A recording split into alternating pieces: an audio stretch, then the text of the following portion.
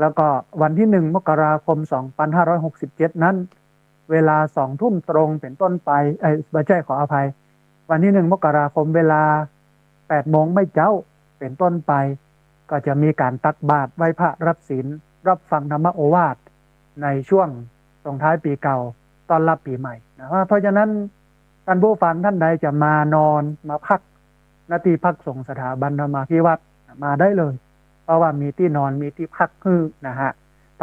ทั้งผู้ชายผู้หญิงหรือท่านใดจะมาร่วมงานแล้วก็กลับก็ได้เที่ยงคืนตลอดจนถึงมาร่วมกันในภาคเช้าของวันที่1 มกราคมเวลา8 โมงไม่เจ้าก็ได้ณที่พักสงฆ์สถาบันธรรมาภิวัตรบ้านศพเถินตำบลศพปาดอำเภอแม่เมาะจังหวัดลำปางในงานเปิ้นมีสโลแกนด้วยท่านผู้ฟังว่าเริ่มต้นดีนะโชคดีตลอดปีตลอดไปนะฮะคือถ้าเราตั้งเก้าดีเนี่ยจดกระดุมถูกหูมันเนี่ยมันก็ไปทั้งหน้าได้คล่องไปทั้งหน้าได้ดีบกองเริ่มต้นปีใหม่มาเมา หากโอ้อะเป็นเมาหัวเมาเก้าเป็นวุ่นวายเข้าของเฮียเบอร์นะภาษาคนเมืองคนที่เล่าคนฮ้องว่าขี้หาเฮียเบอร์นี่นะชีวิตหลังจากนั้นไปมันก็จะหาดีได้ยากเพราะมันเริ่มต้นบ่ดีโลก เพราะนั้นเริ่มต้นดีนะชีวิตดีตลอดปีตลอดไปนะเชิญท่านผู้ฟังที่ฟังอยู่มาร่วมบุญกัน2 บุญแรกก็คือเชิญร่วมงานส่งท้ายด้วยศีลเริ่มต้นด้วยธรรมส่งท้ายปีเก่าต้อนรับปีใหม่2566ถึง2567โดยเริ่มตั้งแต่วันที่31ธันวา2566 6 โมงแม่แลงจนถึงเที่ยงคืนนะฮะวันที่1 มกราคม 2567ก็เริ่มตักบาตรเมื่อเช้า8 โมงนะเป็นอันที่สิ้นสุดส่วนท่านใดจะเอารางวัลจะมาร่วมสนับสนุนกับข้าวกับปลาอาหารน้ำปันนะของรางวัลที่จะเอามาแจกญาติโยมก็เรียนเชิญสามารถร่วมสนับสนุนกิจกรรมสร้างสรรค์สังคมอันเป็นมหากุศลได้ที่บัญชีที่พักสงฆ์สถาบันธรรมาภิวัตรเป็นธนาคารกรุงไทยสาขาประตูชัยหมายเลขบัญชี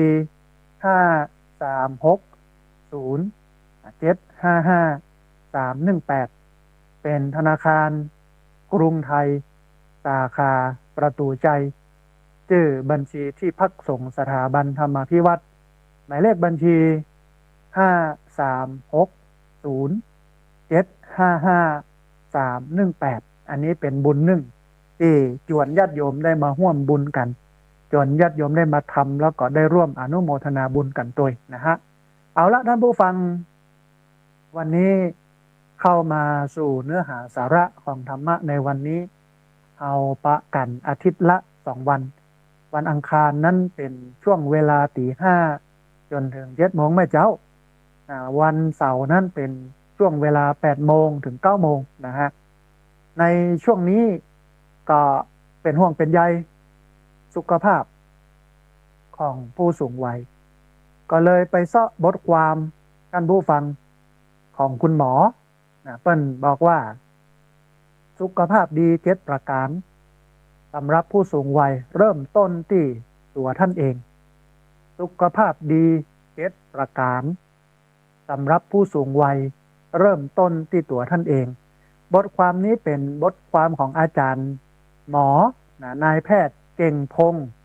ตั้งอรุณสันติเป็นอายุรแพทย์ประจำโรงพยาบาลผู้สูงอายุผู้ชำนาญงานเนอร์ซิ่งแคร์ผู้สูงอายุหรือว่าผู้สูงวัยเพิ่นมี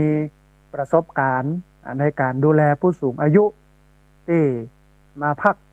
ที่โรงพยาบาลมารักษาหรือศูนย์ต่างๆที่ให้ผู้สูงอายุไปพักเพราะฉะนั้นเปิ้นก็มีองค์ความรู้แล้วก็เปิ้นสรุปถอดบทเรียนออกมาว่าผู้สูงอายุจะมีสุขภาพดี7 ประการเนี่ยผู้สูงอายุนั้นจะต้องเริ่มต้นที่ตัวเก่าทีนี้ท่านผู้ฟังเจ้าที่เวลาเหลืออยู่นี้แล้วก็ในช่วงท้ายรายการจะเปิดสายให้ท่านผู้ฟังที่ฟังอยู่ทางบ้านได้โทรเข้ามาร่วมเอ่ยกันได้โทรเข้ามาร่วมแสดงความคิดความเห็นกันเนี่ย เอามาพอแต่ละอย่างของเปิ้นพ่องนะฮะมันมี7 อย่างท่านผู้ฟังสุขภาพดีอันดับแรกของผู้สูงอายุเปิ้นบอกว่าสุขภาพสังคมดี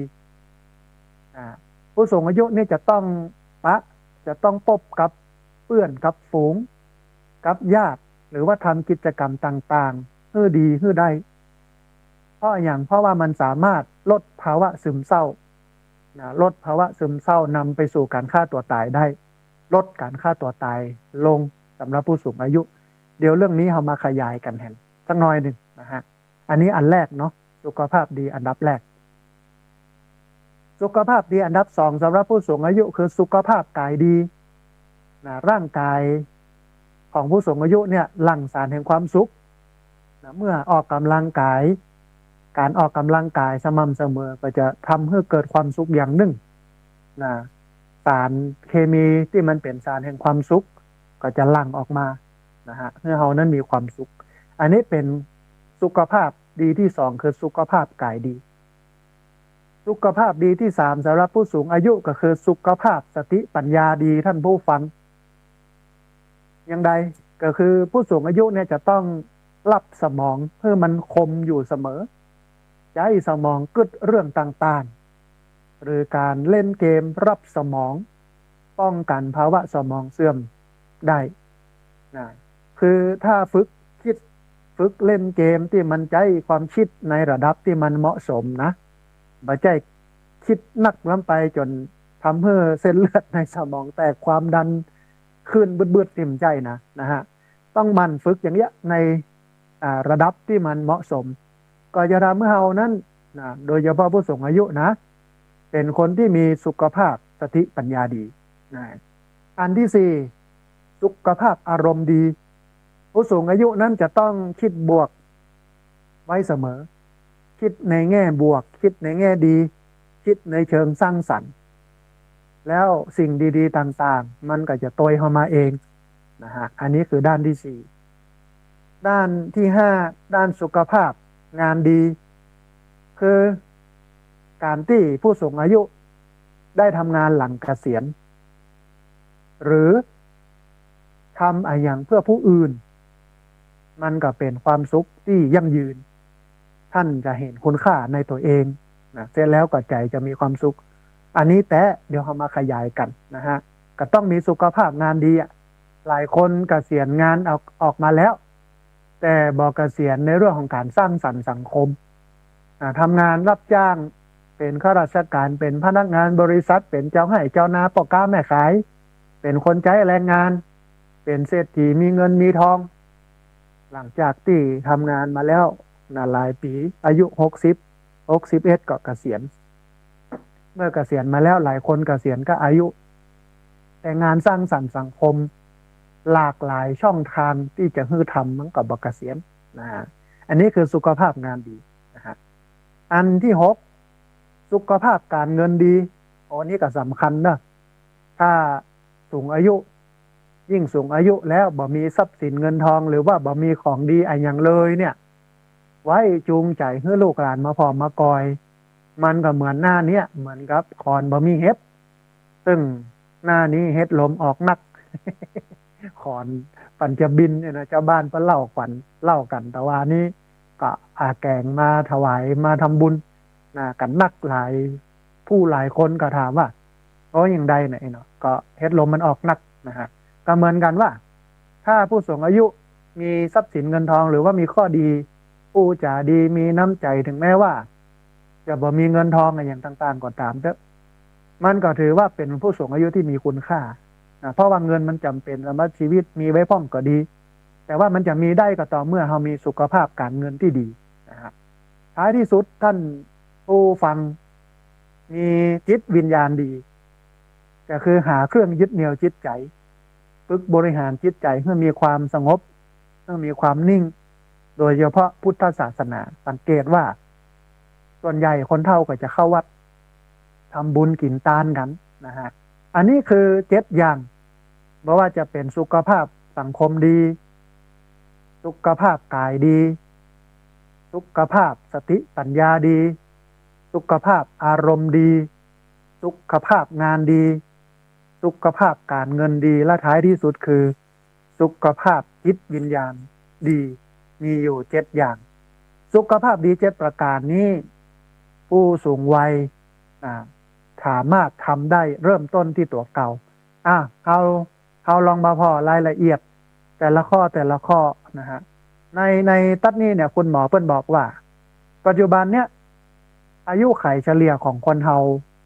มากขึ้นเรื่อยๆเนื่องด้วยโลกนั้นมันมีความเจริญมากขึ้นทั้งเทคโนโลยีรวมถึงวิวัฒนาการทางการแพทย์ที่ดีขึ้นเรื่อยๆแน่นอนว่าเมื่อคนเฮามีอายุไขนักขึ้นเนี่ยเฮาก็จะมีช่วงที่อยู่ในวัยผู้สูงอายุเพิ่มขึ้นตามไปตัวพ้องได้ว่าบางท่านใช้เวลาอยู่ในช่วงสูงวัยเกือบค่อนของชีวิตเลยทีเดียวดังนั้นหมอเพิ่นก็บอกว่าการที่จะใช้ชีวิตในวัยสูงอายุให้มีสุขภาพดีนั้นสำคัญมากๆเลยทีเดียวเพราะว่าในผู้สูงวัยนั้นน่ะไม่ใช่แค่เพียงภาวะปราศจากโรคการกินข้าวได้เท่าอันแต่ความจริงแล้วเนี่ยสุขภาพดีเนี่ยของผู้สูงอายุนั้นเนี่ยมันมีแง่มุมหลากหลายมันมีแง่มุมสุขุมลุ่มลึกหลายแขนงนะอันเปิ้ลก็เลยแนะนำแง่มุมที่เป็นสุขภาพดีของผู้สูงวัย7 ประการที่ว่าตะกี้ท่านผู้ฟังเอามาลงรายละเอียดกันสักหน่อยอันแรกสุขภาพสังคมดีท่านผู้ฟังผู้สูงวัยเนี่ยมีแนวโน้มที่จะเหินห่างออกจากสังคมซึ่งสิ่งนั้นจะนำมาซึ่งภาวะซึมเศร้าหมอเปิ้ลก็เกิดว่าผู้สูงวัยควรได้ออกไปพบปะกับเพื่อนกับฝูงกับญาติหรือว่าทำกิจกรรมต่างๆที่ท่านสนใจความสุขที่เกิดจากการเข้าสังคมความสุขจากเพื่อนฝูงนั้นเองเนี่ยอย่างเงี้ยคุณภาพชีวิตของผู้สูงวัยนั้นดีขึ้นอันนี้เป็นเรื่องจริงยืนยันได้อย่างตำบลซบปาดเนี่ยในรอบ6 ปีที่ผ่านมานะก่อนจะถึง6 ปีนะฮะที่ผ่านมาเนี่ย60ก็แล้วกันนะปี60เนี่ยก่อนหน้าปี60ผู้สูงอายุในตำบลซบปาดฆ่าตัวตายนักที่สุดเป็นอันดับ1ของอำเภอสาเหตุที่ฆ่าตัวตายเพราะเกิดจากภาวะโรคซึมเศร้าแล้วก็ภาวะที่ตัวเองเป็นโรคต่างๆนะคือโรคชรากันแล้วกันบ่สามารถที่จะช่วยเหลืออย่างตัวเองได้นักบ่คล่องเหมือนวัยหนุ่มมองว่าตัวเองเป็นภาระรู้สึกว่าตัวเองนั้นบ่มีคุณค่าบ่มีความหมายก็เลยฆ่าตัวตายมันก็เป็นกระแสใหญ่พอสมควรในระดับตำบลคุณหมอผู้อำนวยการโรงพยาบาลส่งเสริมสุขภาพตำบลซบปาดเปิ้นก็มาปรึกษาอาตมาภาพทางองค์การบริหารส่วนตำบลซบปาดเปิ้นก็มาปรึกษาตลอดจนถึงทางโรงพยาบาลแม่เมาะทางสาธารณสุขอำเภอก็มาคุยกันก็เห็นปัญหาว่าจะต้องแก้ไขก็เลยปากันตั้งโรงเรียนผู้สูงอายุขึ้นทันบูฝักเป้าหมายแรกๆเลยเนี่ยคือแก้ปัญหาภาวะโรคซึมเศร้าการฆ่าตัวตายของผู้สูงวัยเอาผู้สูงอายุมาปะกันมาเจอกันมามามาแลกเปลี่ยนกันมากินข้าวด้วยกันม่วนงานสันเล่ากิจกรรมแรกๆก็เป็นกิจกรรมร้องเพลงตบไม้ตบมือระยะหลังๆเขาก็หันว่ามันขาดไปในมิติของเศรษฐกิจเพราะว่าผู้สูงวัยที่เป็นผู้สูงอายุในชนบทมันจำเป็นจะต้องมีหลักประกันก็คือมีเงินมีทองอย่างน้อยเอาไว้ใช้จ่ายในเรื่องของค่าน้ำค่าไฟค่ากินค่าชาปนกิจศพหรืออื่นๆเนี่ยก็เลยคิดกิจกรรมที่มันเป็นกิจกรรมที่สร้างเศรษฐกิจขึ้นเพราะว่าจะเป็นเรื่องของการทำเหรียญโปรยทานทำผ้าเช็ดเท้าทำตุงทำโกมอะไรอย่างขึ้นมาจนกระทั่งที่หลายผู้หลายคนก็สามารถขยับขยายเอาไปทำได้นะฮะมันก็แก้ปัญหาการฆ่าตัวตายของผู้สูงอายุในวันนี้ตำบลซบปาดผู้สูงอายุบ่มีแล้วในส่วนของการฆ่าตัวตายแต่ว่าสถิติการฆ่าตัวตายก็ยังมีอยู่ไปโตในกลุ่มของคนหนุ่มสาว40ขึ้นไปจนถึง50-60 50นะฮะในมิตินี้ก็จะต้องหาทางออกกันต่อไปแต่ก็ยังดีว่าการฆ่าตัวตายของผู้สูงวัยของผู้สูงอายุนั้นมันลดลงได้อย่างตาเห็นเพราะว่ามีสุขภาพสังคมที่ดีแล้วในเดือนธันวาคมที่จะถึงนี้ท่านผู้ฟังในวันที่13ธันวาจะประพบกันกับผู้สูงอายุตำบลพิชัยองค์การบริหารส่วนตำบลพิชัยแล้วก็อาจารย์พระครูสถิตธรรมวิพัฒน์เจ้าวาดวัดใบศิราทองเปิ้ลก็จะพาผู้สูงอายุในตำบลพิชัยมีอยู่ประมาณสัก50-60เพราะว่าเปิ้ลเพิ่งเปิดเป็นปีแรกของเรานี่เปิดมา6-7 ปีแล้วนะมาปะกันเอาผู้สูงอายุ2ตำบลนี้ตำบลศพปาดกับตำบลพิชัยอำเภอเมืองจังหวัดลำปางกับอำเภอแม่เมาะมาปะกันมาอู้คุยกันมาแลกเปลี่ยนเรียนรู้ทำกิจกรรมร่วมกันอย่างเนี้ยนะฮะท่านผู้ฟังท่านใด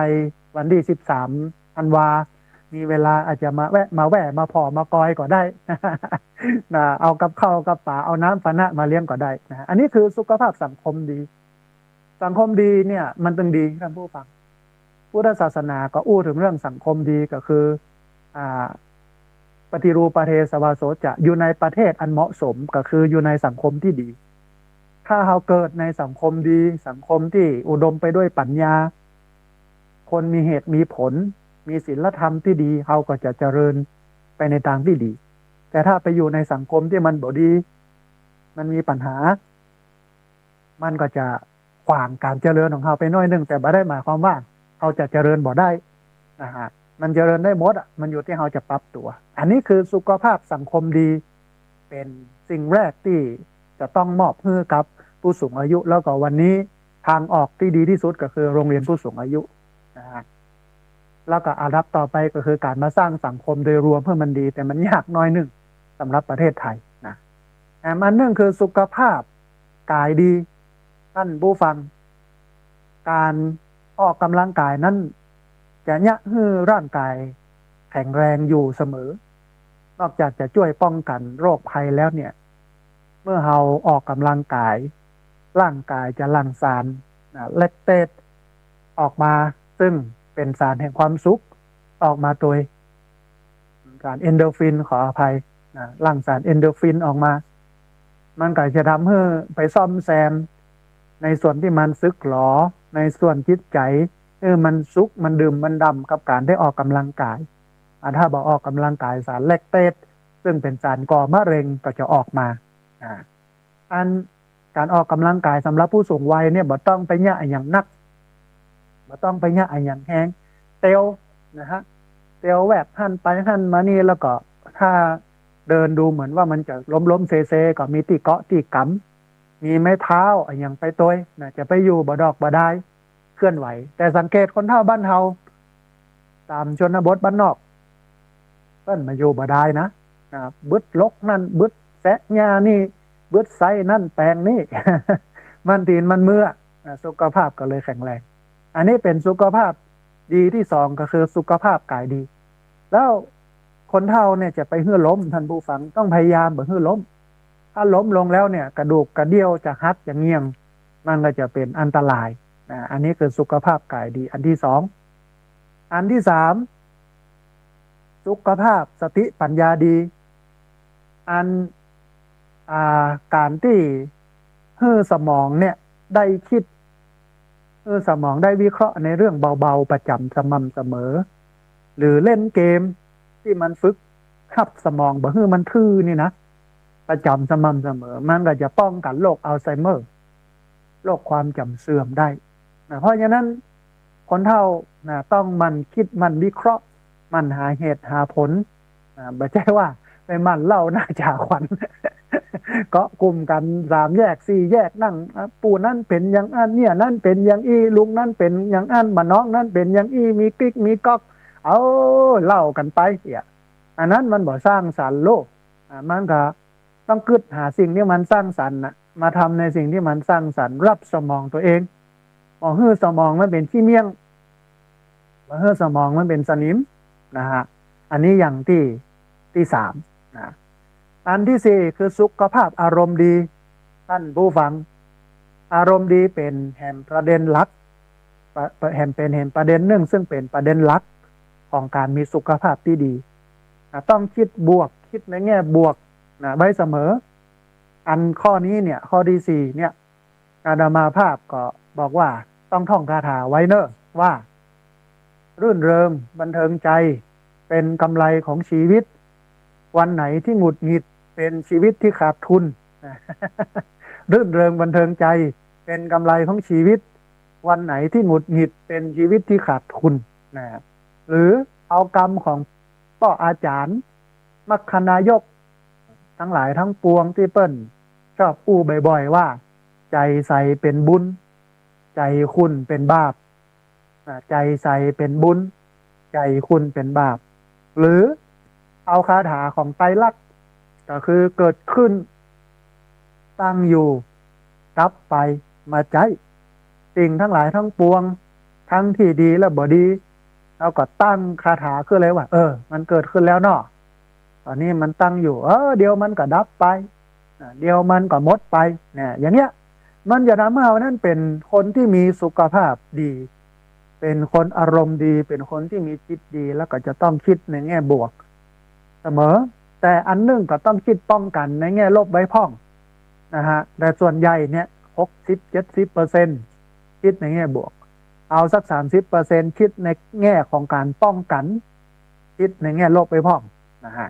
อย่างเงี้ยมันก็จะทำให้เรานั้นมีสุขภาพจิตดีแต่ต้องมองว่าปัญหามันเป็นธรรมดาของโลกนะ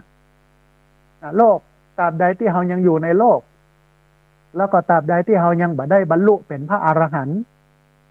มันก็ย่อมมีปัญหาประจำสม่ำเสมอบ่ใช่ว่ามันเกิดจากทั้งโลกมันเกิดจากใจเราที่มันบ่เข้าใจโลกแต่ถ้าเป็นพระอรหันต์เนี่ยเปิ้นเข้าใจโลกนะเปิ้นก็จะบอกว่าสิ่งทั้งหลายทั้งปวงที่มันเกิดขึ้นมันเป็นเช่นนั้นเองตถาตาเป็นเช่นนั้นเองมันเป็นอย่างนี้มันเป็นธรรมดาเมื่อเกิดเป็นคนต้องทุกข์ทนกับปัญหามากไปกว่านั้นต้องเข้าใจปัญหาพุทธศาสนาก็เลยเริ่มต้นที่ทุกข์เริ่มต้นที่ความทุกข์อริยสัจสี่ก็เริ่มต้นที่ความทุกข์ทุกข์คือความลำบากสมุทัยคือเหตุที่เกิดสาเหตุของความทุกข์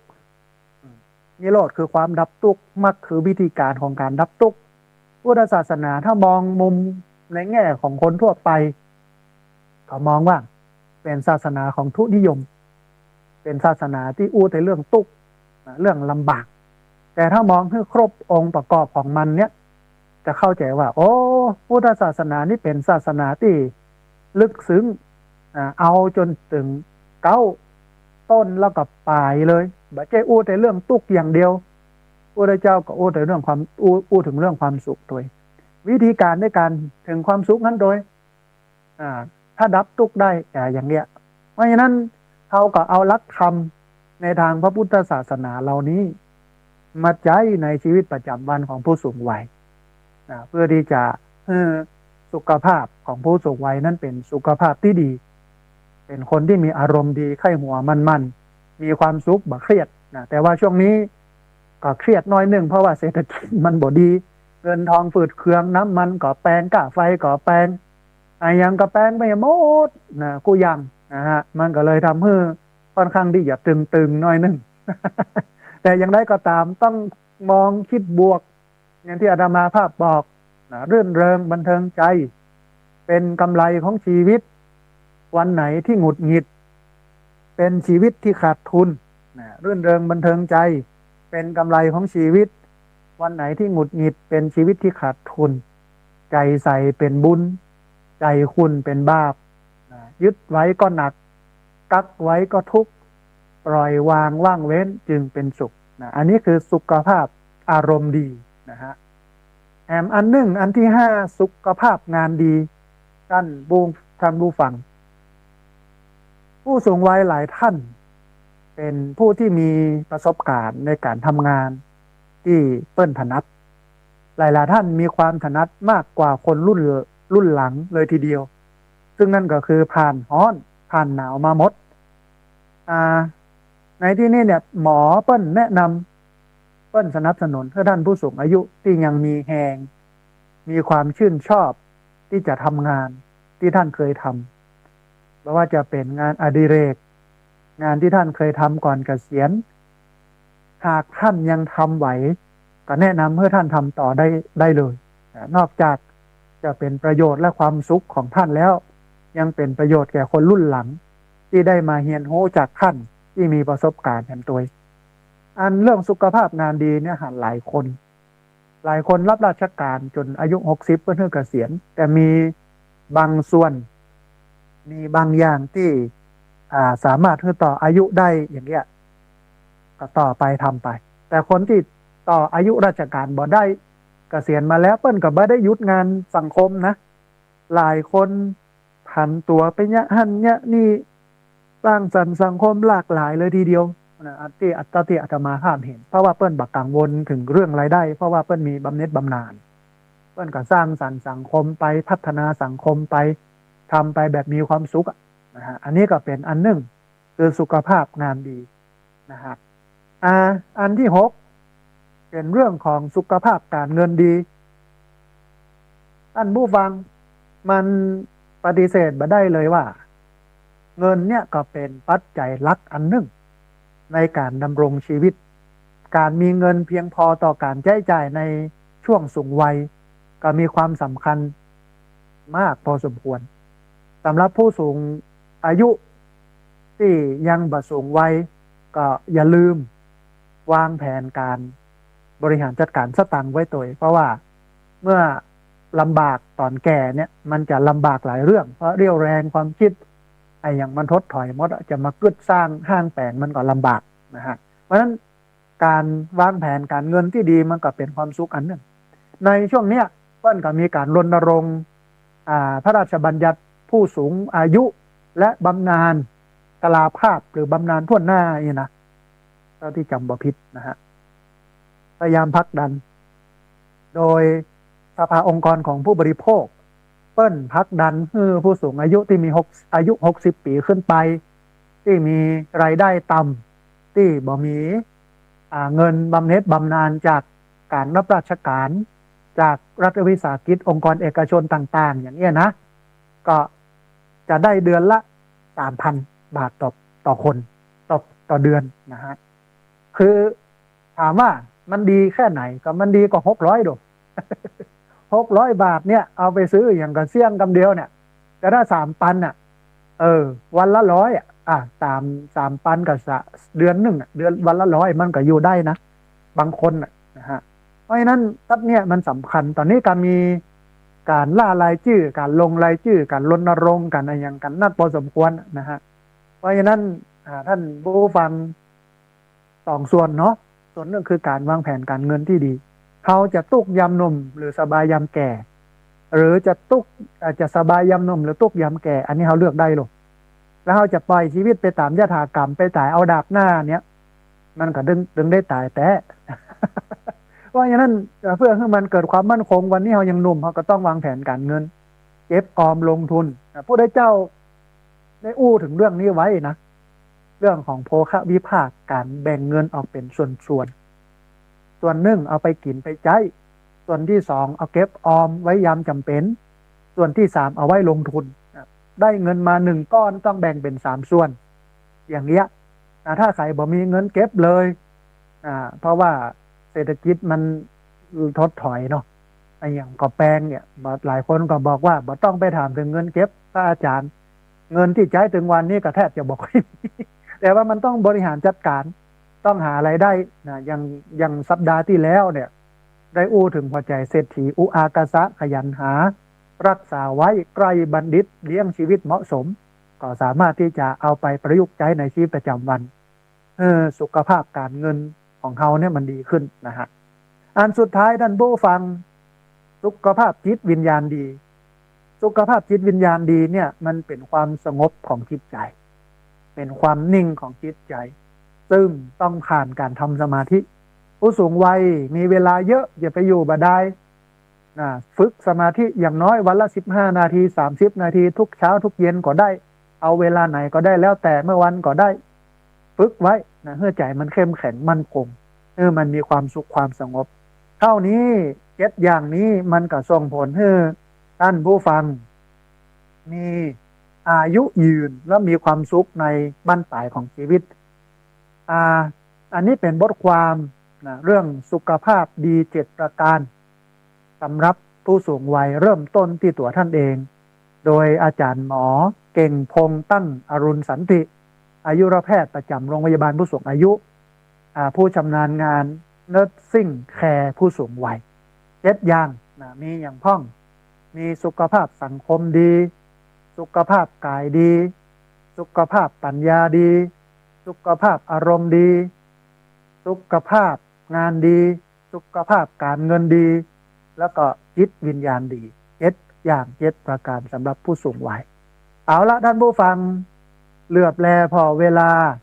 ตอนนี้ได้เวลาเปิดสายให้ท่านผู้ฟังที่ฟังอยู่ทางบ้านได้โทรเข้ามา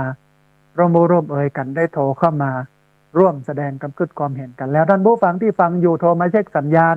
โทรเข้ามาถามคำถามโทรเข้ามาให้กำลังใจกันได้ที่เบอร์064 125 4122เบอร์064 125 4122เรียนเชิญเจริญพรได้โทรเข้ามาร่วมเอ่ยกันโทรเข้ามาร่วมแสดงความคิดความเห็นกันในเวลานี้อยู่ประมาณสัก17-18 นาทีนะฮะในวันนี้ก็เอ่ยถึงเรื่องของสุขภาพ7มิติของผู้สูงวัยก็ถือว่าเป็นประโยชน์กับท่านผู้ฟังอยู่นะฮะพอดีมีสายเข้ามาสายหนึ่งเดี๋ยวครับสายนี้ก่อนเพื่อว่าจะได้พร้อมเจริญพรสาธุเจริญพรโยมแม่ฟังจากทางใดโอ้สาธุสัญญาณชัดเจนดีเนาะโอ้สาธุแล้ววันนี้ได้ประโยชน์นักเนาะแม่เนาะจากการฟังนี่เนาะสาธุอนุโมทนาบุญกับโยมแม่ที่ติดตามรับฟังและโทรเข้ามาเนอะสาธุนะเอาสาธุได้โยมแม่ไปร่วมบุญกันเนอะแม่เนอะสาธุสาธุเจริญพรต้องขออภัยกระสายนี้พอดีสัญญาณที่โทรเข้ามาเสียงมันบ่ออกเดี๋ยวปิดโทรศัพท์คำก่อนแล้วก็จะเปิดให้ต้องขออภัยกับท่านผู้ฟังเรียนเชิญเจริญพรนะท่านผู้ฟังเนอะที่เบอร์064 125 4122เบอร์064 125 4122ตะกี้สายแรกโทรเข้ามาบอกว่าสัญญาณชัดเจนดีแล้วก็ได้ประโยชน์กับ7ข้อนั้นที่จะเอาไปใช้ในชีวิตประจำวันแล้วก็วันนี้จะไปร่วมกฐินตัวต้องอนุโมทนาแต่ว่าเสียงมันบ่ออกลำโพงนะฮะโทรเข้ามาใหม่นะท่านผู้ฟังเนอะที่เบอร์064 125 4122พอดีมีสายเข้ามาสายหนึ่งเดี๋ยวครับสายนี้ก่อนเจริญพรสาธุโยมแม่แนะนำตัวน้อยสาธุอนุโมทนาบุญวันนี้ได้ประโยชน์หลายเนาะแม่เนาะสาธุ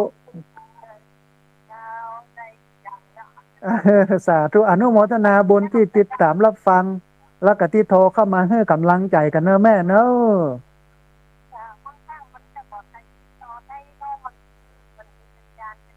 อ๋อเปิ้นฟังกันนักเปิ้นโทรกันเข้ามาหลายโยมแม่สัญญาณก็เลยติดคัด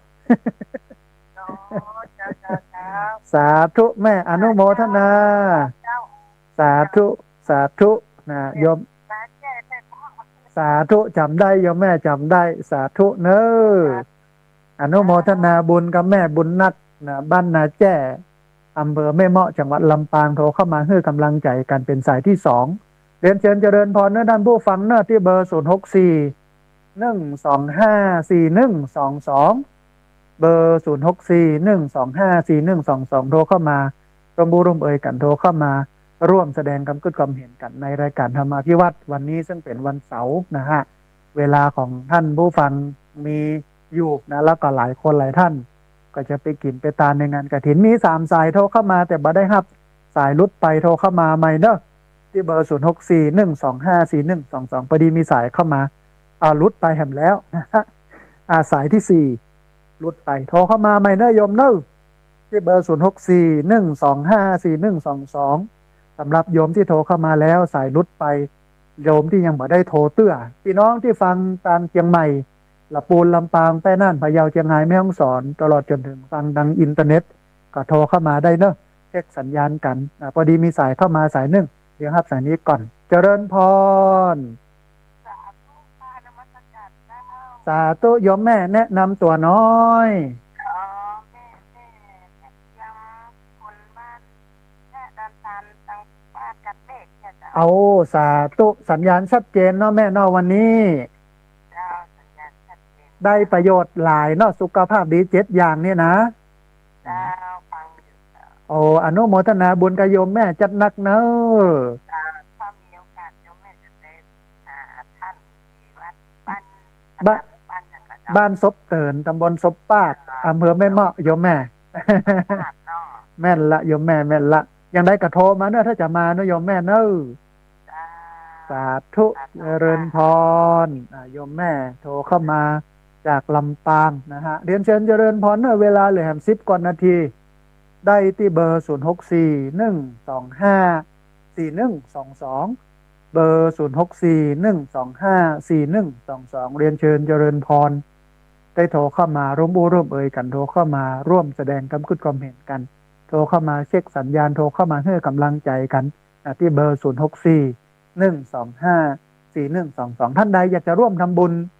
งานส่งท้ายด้วยศีลเริ่มต้นด้วยธรรมส่งท้ายปีเก่าต้อนรับปีใหม่ก็เจริญพรเนอะเดี๋ยวสักกันนึงจะได้บอกหมายเลขบัญชีพอดีมีสายเข้ามาสายหนึ่งเดี๋ยวรับสายนี้ก่อนเจริญพรจากบรรยากาศเจ้าสาธุเจริญพรโยมแม่แนะนำตัวน้อยแม่สีทองบ้านประภัยจัดใจเจ้าเอาสาธุสัญญาณชัดเจนเนาะแม่เนาะจะชัดเจนดี104เจ้าอ๋อของวัดไฟหินเนาะแม่เนาะเจ้าโอ้อนุ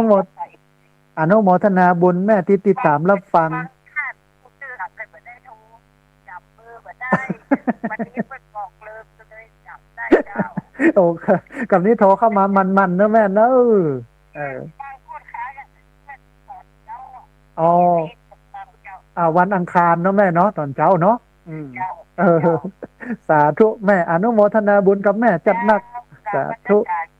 สาธุโยมแม่โทรมาจากเชียงใหม่โทรเข้ามาเฮือกำลังใจกันนะฮะเรียนเชิญเจริญพรนะท่านผู้ฟังเนอะเหลือเวลา10 กว่านาทีที่เบอร์0641254122เบอร์0641254122เรียนเชิญเจริญพรได้โทรเข้ามาท่านใดอยากจะร่วมทำบุญงานส่งท้ายด้วยศีลเริ่มต้นด้วยธรรมส่งท้ายปีเก่าต้อนรับปีใหม่2566ถึง2567เ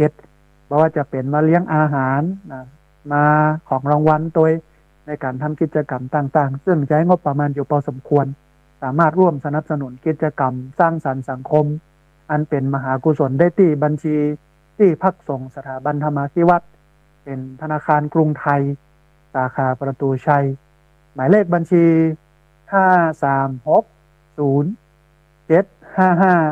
318หมายเลขบัญชี5360755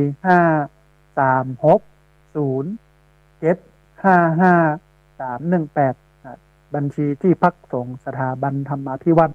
ธนาคารกรุงไทยสาขาประตูชัยนะฮะเวลาเหลือ7 นาทีท่านผู้ฟังมีอยู่ประมาณสัก4-5 สายที่โทรเข้ามาแล้วบัดติดโทรเข้ามาแล้วบัดได้รับสายเรียนเชิญเจริญพรโทรเข้ามาใหม่เนอะที่เบอร์0641254122พอดีมีสายเข้ามาสายหนึ่งเดี๋ยวครับสายนี้ก่อนต้นจะว่าจะได้พร้อมเจริญพรเจริญพรสาธุยมแม่ลีวิทยุน้อยหนึ่งเน้อเสียงมันสะท้อนลีวิทยุน้อยหนึ่งยมแม่แนะนำตัวน้อยเอาบ้านต้นต้องอำเภอเมืองลำปางเนาะแม่เนาะสัญญาณเป็นได้พ่องแม่บ้านต้นต้องอย่างก็แม่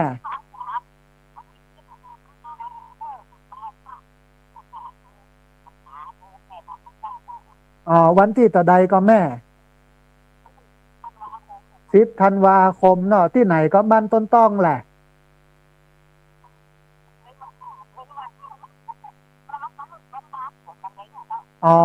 เปิ้นรอพระเนาะแม่เนาะ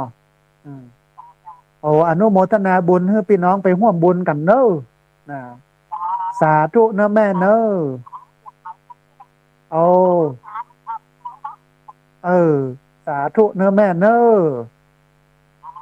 สาธุพอดีเสียงบ่ค่อยชัดเจนโยมแม่โทรศัพท์อาจจะมีปัญหาเหลือเวลาแฮมโยเนอร์แต่กี้บันต้นต้องบันโทรมาว่าวันที่10 ธันวาเพิ่นจะมีหล่อพระนะต้องอนุโมทนาบุญโดยที่เอาข่าวบุญข่าวกุศลมาบอกพี่น้องกันนะฮะเรียนเชิญเจริญพรที่เบอร์0641254122เบอร์0641254122ตะกี้บ่แล้วบ่หายเด้อนะทำบุญส่งท้ายด้วยศีลเริ่มต้นด้วยธรรมส่งท้ายปีเก่าต้อนรับปีใหม่ที่จะถึงนี้เนี่ยอาตมาภาพก็ได้อู้หลักการแล้วบอกว่าถ้าเริ่มต้นดีชีวิตเขาจะดีโชคดีตลอดปีตลอดไปนะถ้าเริ่มต้นตั้งเก้าบ่ดีมันบ่มั่นคงก็จะโลเละนะฮะเพราะฉะนั้นเชิญท่านผู้ชมท่านผู้ฟังมาร่วมทำบุญกันนะส่งท้ายปีเก่าต้อนรับปีใหม่นะด้วยศีลด้วยธรรมที่บัญชีของที่พักสงฆ์สถาบันธรรมาภิวัตรธนาคารกรุงไทยสาขาประตูชัยหมายเลขบัญชี5360755 318นะหมายเลขบัญชี5360755 318นะฮะเวลาพอที่จะมีเหลืออยู่นะท่านผู้ฟังเนอะ5 นาที6 นาทีได้ที่เบอร์0641254122เบอร์0641254122เรียนเชิญเจริญพรได้โทรเข้ามาร่วมบูร่วมเอ่ยกันโทรเข้ามาร่วมแสดงความคิดความเห็นกันวันนี้เอาสุขภาพดี7 ประการสำหรับผู้สูงวัยเริ่มต้นที่ตัวท่านเองของอาจารย์หมอเก่งพงษ์ตั้งอรุณสันติอายุรเวชประจำโรงพยาบาลผู้สูงอายุผู้ชำนาญงานเนิร์สซิ่งแคร์ผู้สูงวัยมาให้ท่านผู้ฟังทั้งหลายได้ฟัง7 อย่าง7 ประการฟังแล้วเอาไปใช้นะท่านผู้ฟังเนอะเอาไปสร้างภูมิคุ้มกันให้ตัวเก่าเนี่ยมันเข้มแข็งมันมีพลังที่สำคัญที่สุดเนี่ยถ้าเราเตรียมตัวให้พร้อมก่อนที่จะเข้าสู่วัยผู้สูงวัยเนี่ยในวัยผู้สูงวัยถ้าเราเตรียมตัวพร้อมแล้วมันก็จะมีความสุขแต่ว่า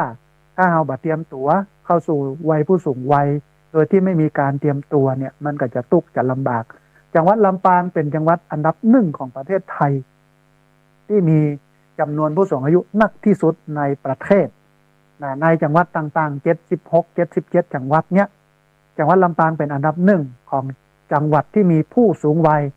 มากที่สุดเป็นอันดับ1ของประเทศเพราะฉะนั้นพี่น้องลำปางหรือพี่น้องอื่นๆก็ตามที่ได้ยินได้ฟังเมื่อเราสูงวัยมาแล้วเขาก็ต้องเตรียมตัวเขาก็จะต้องปรับตัวสำหรับคนหนุ่มคนกำ50เนี่ยประเด็นนี้เป็น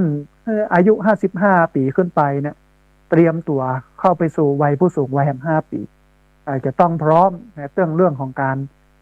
งบประมาณในการใช้จ่ายในช่วงสูงวัยประเดี๋ยวนี้กำลังมีการเรียกร้องเรื่องของผู้สูงวัยมีพระราชบัญญัติร่างพระราชบัญญัติผู้สูงวัยแล้วก็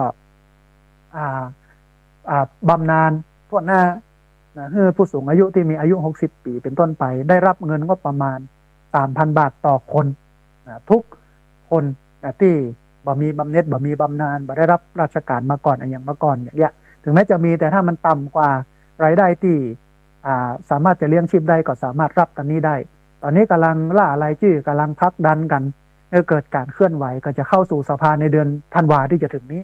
เพื่อจะให้สภาผู้แทนราษฎรเปิ้นพิจารณาถ้าเปิ้นเห็นชอบก็ส่งไปที่สมาชิกวุฒิสภาสวเห็นชอบก็ประกาศย้ายในราชกิจจานุเบกษามันก็จะเกิดมรรคผลสำหรับผู้สูงวัยลูกหลานตานเต้าที่ส่งเงินให้ประจำก็ลดเงินส่งลงเพราะว่า 3,000 บาทอย่างน้อยรับเลี้ยงดูแล้วเงินที่จะส่งทุกเดือนอย่างน้อย 6,000 เนี่ยเอาก็จะส่งแค่ 3,000 เพราะหัน 3,000 นี่รัฐเปิ้นให้หัน 3,000 นั้นก็เก็บไว้เอาไปออมเตรียมตัวเข้าไปสู่วัยผู้สูงวัยหรือออมเอาไว้ลงทุนหรือเอาไว้กินไว้ใช้ในชีวิตประจำวันมันดีต่อทุกคนมันดีต่อทุกฝ่ายอันนี้ก็คือท่านผู้ฟังทั้งหลายได้ฟังกันเอาละท่านผู้ฟังเหลือบแลดูเวลาของรายการธรรมพิวัตรอันเป็นรายการวิทยุเพื่อการเผยแผ่พระพุทธศาสนาส่งเสริมการศึกษาและพัฒนาสังคมรายการนี้รับผิดชอบโดยอาตมาภาพ พระสาธิตธีระปัญโยผู้อำนวยการสถาบันธรรมาภิวัตรสถาบันเพื่อเผยแผ่พระพุทธศาสนาส่งเสริมการศึกษาและพัฒนาสังคมตั้งอยู่ณที่พักสงฆ์สถาบันธรรมาภิวัตรบ้านศพเตินตำบลศพป้าอำเภอแม่เมาะจังหวัดลำปางต้องเอารายการนี้จากลาท่านผู้ฟังทั้งหลายไปก่อนเอา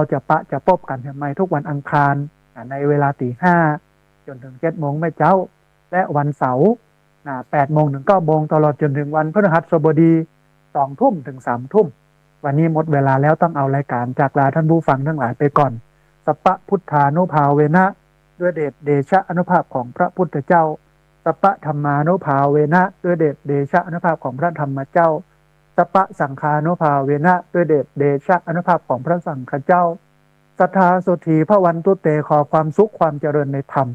จงบังเกิดมีแด่บรรดาศรัทธาสาธุชนทุกคนทุกท่านตลอดกาลเป็นนิจเทินเจริญพร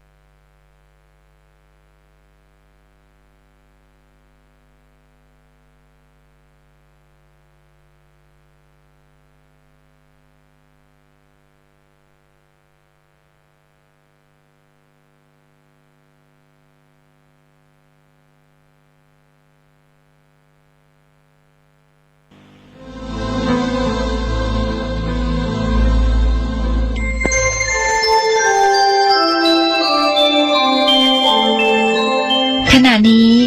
ท่านกำลังฟังสถานีวิทยุกระจายเสียง FM 104.5 เมกะเฮิรตซ์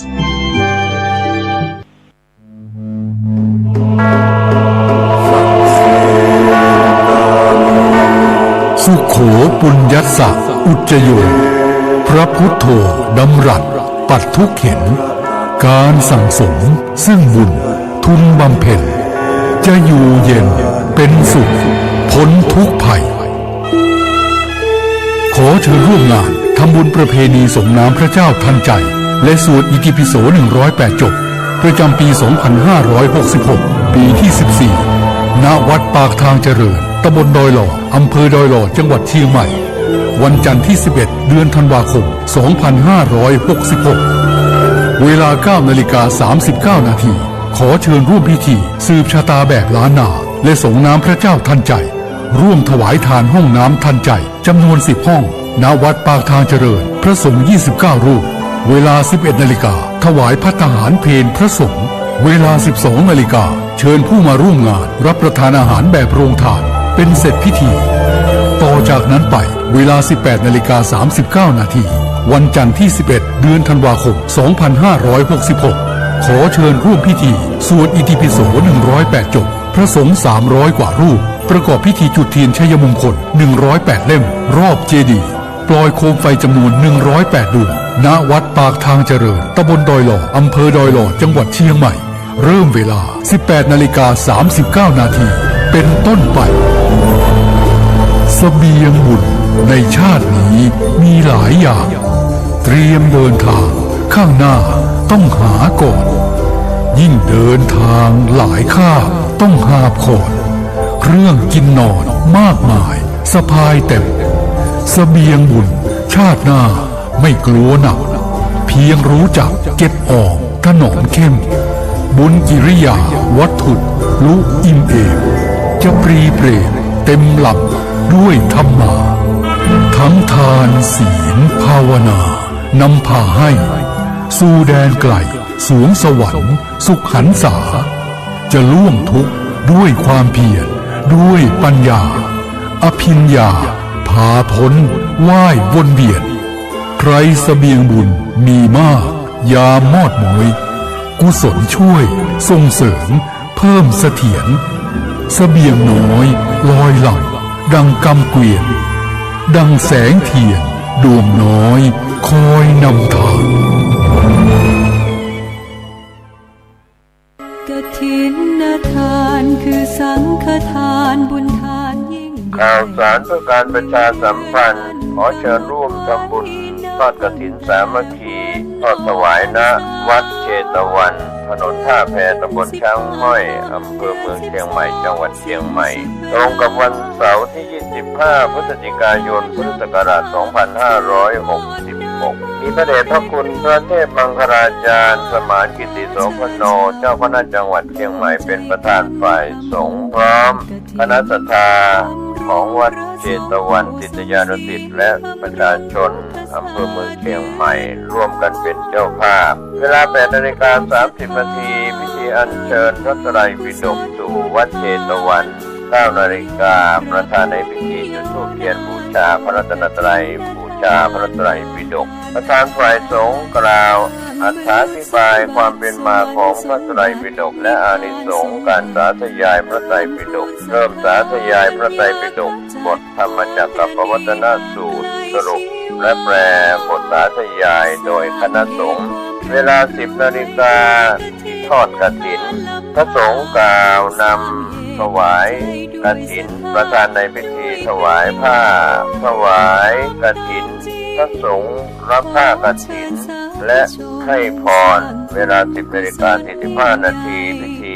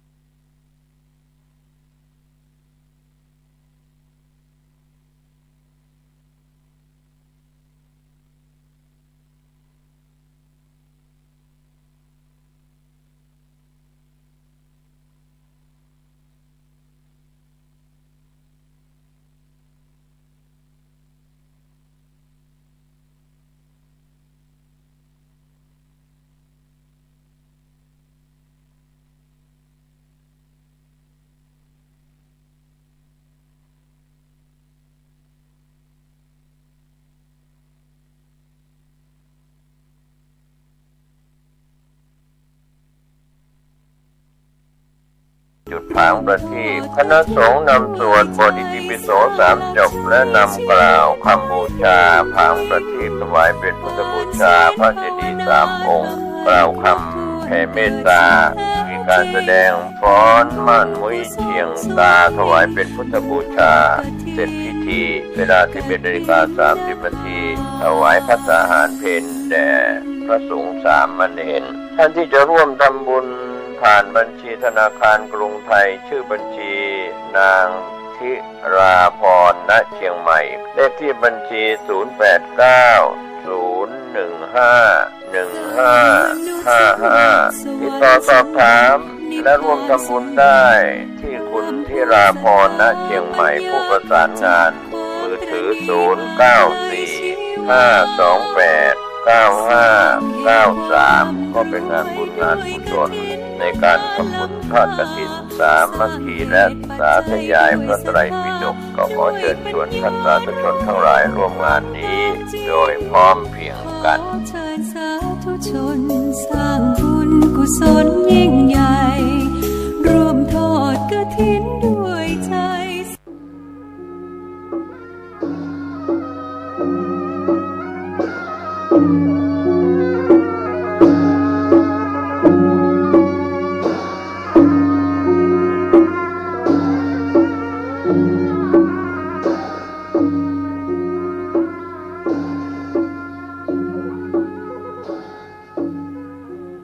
ขอความเจริญในธรรม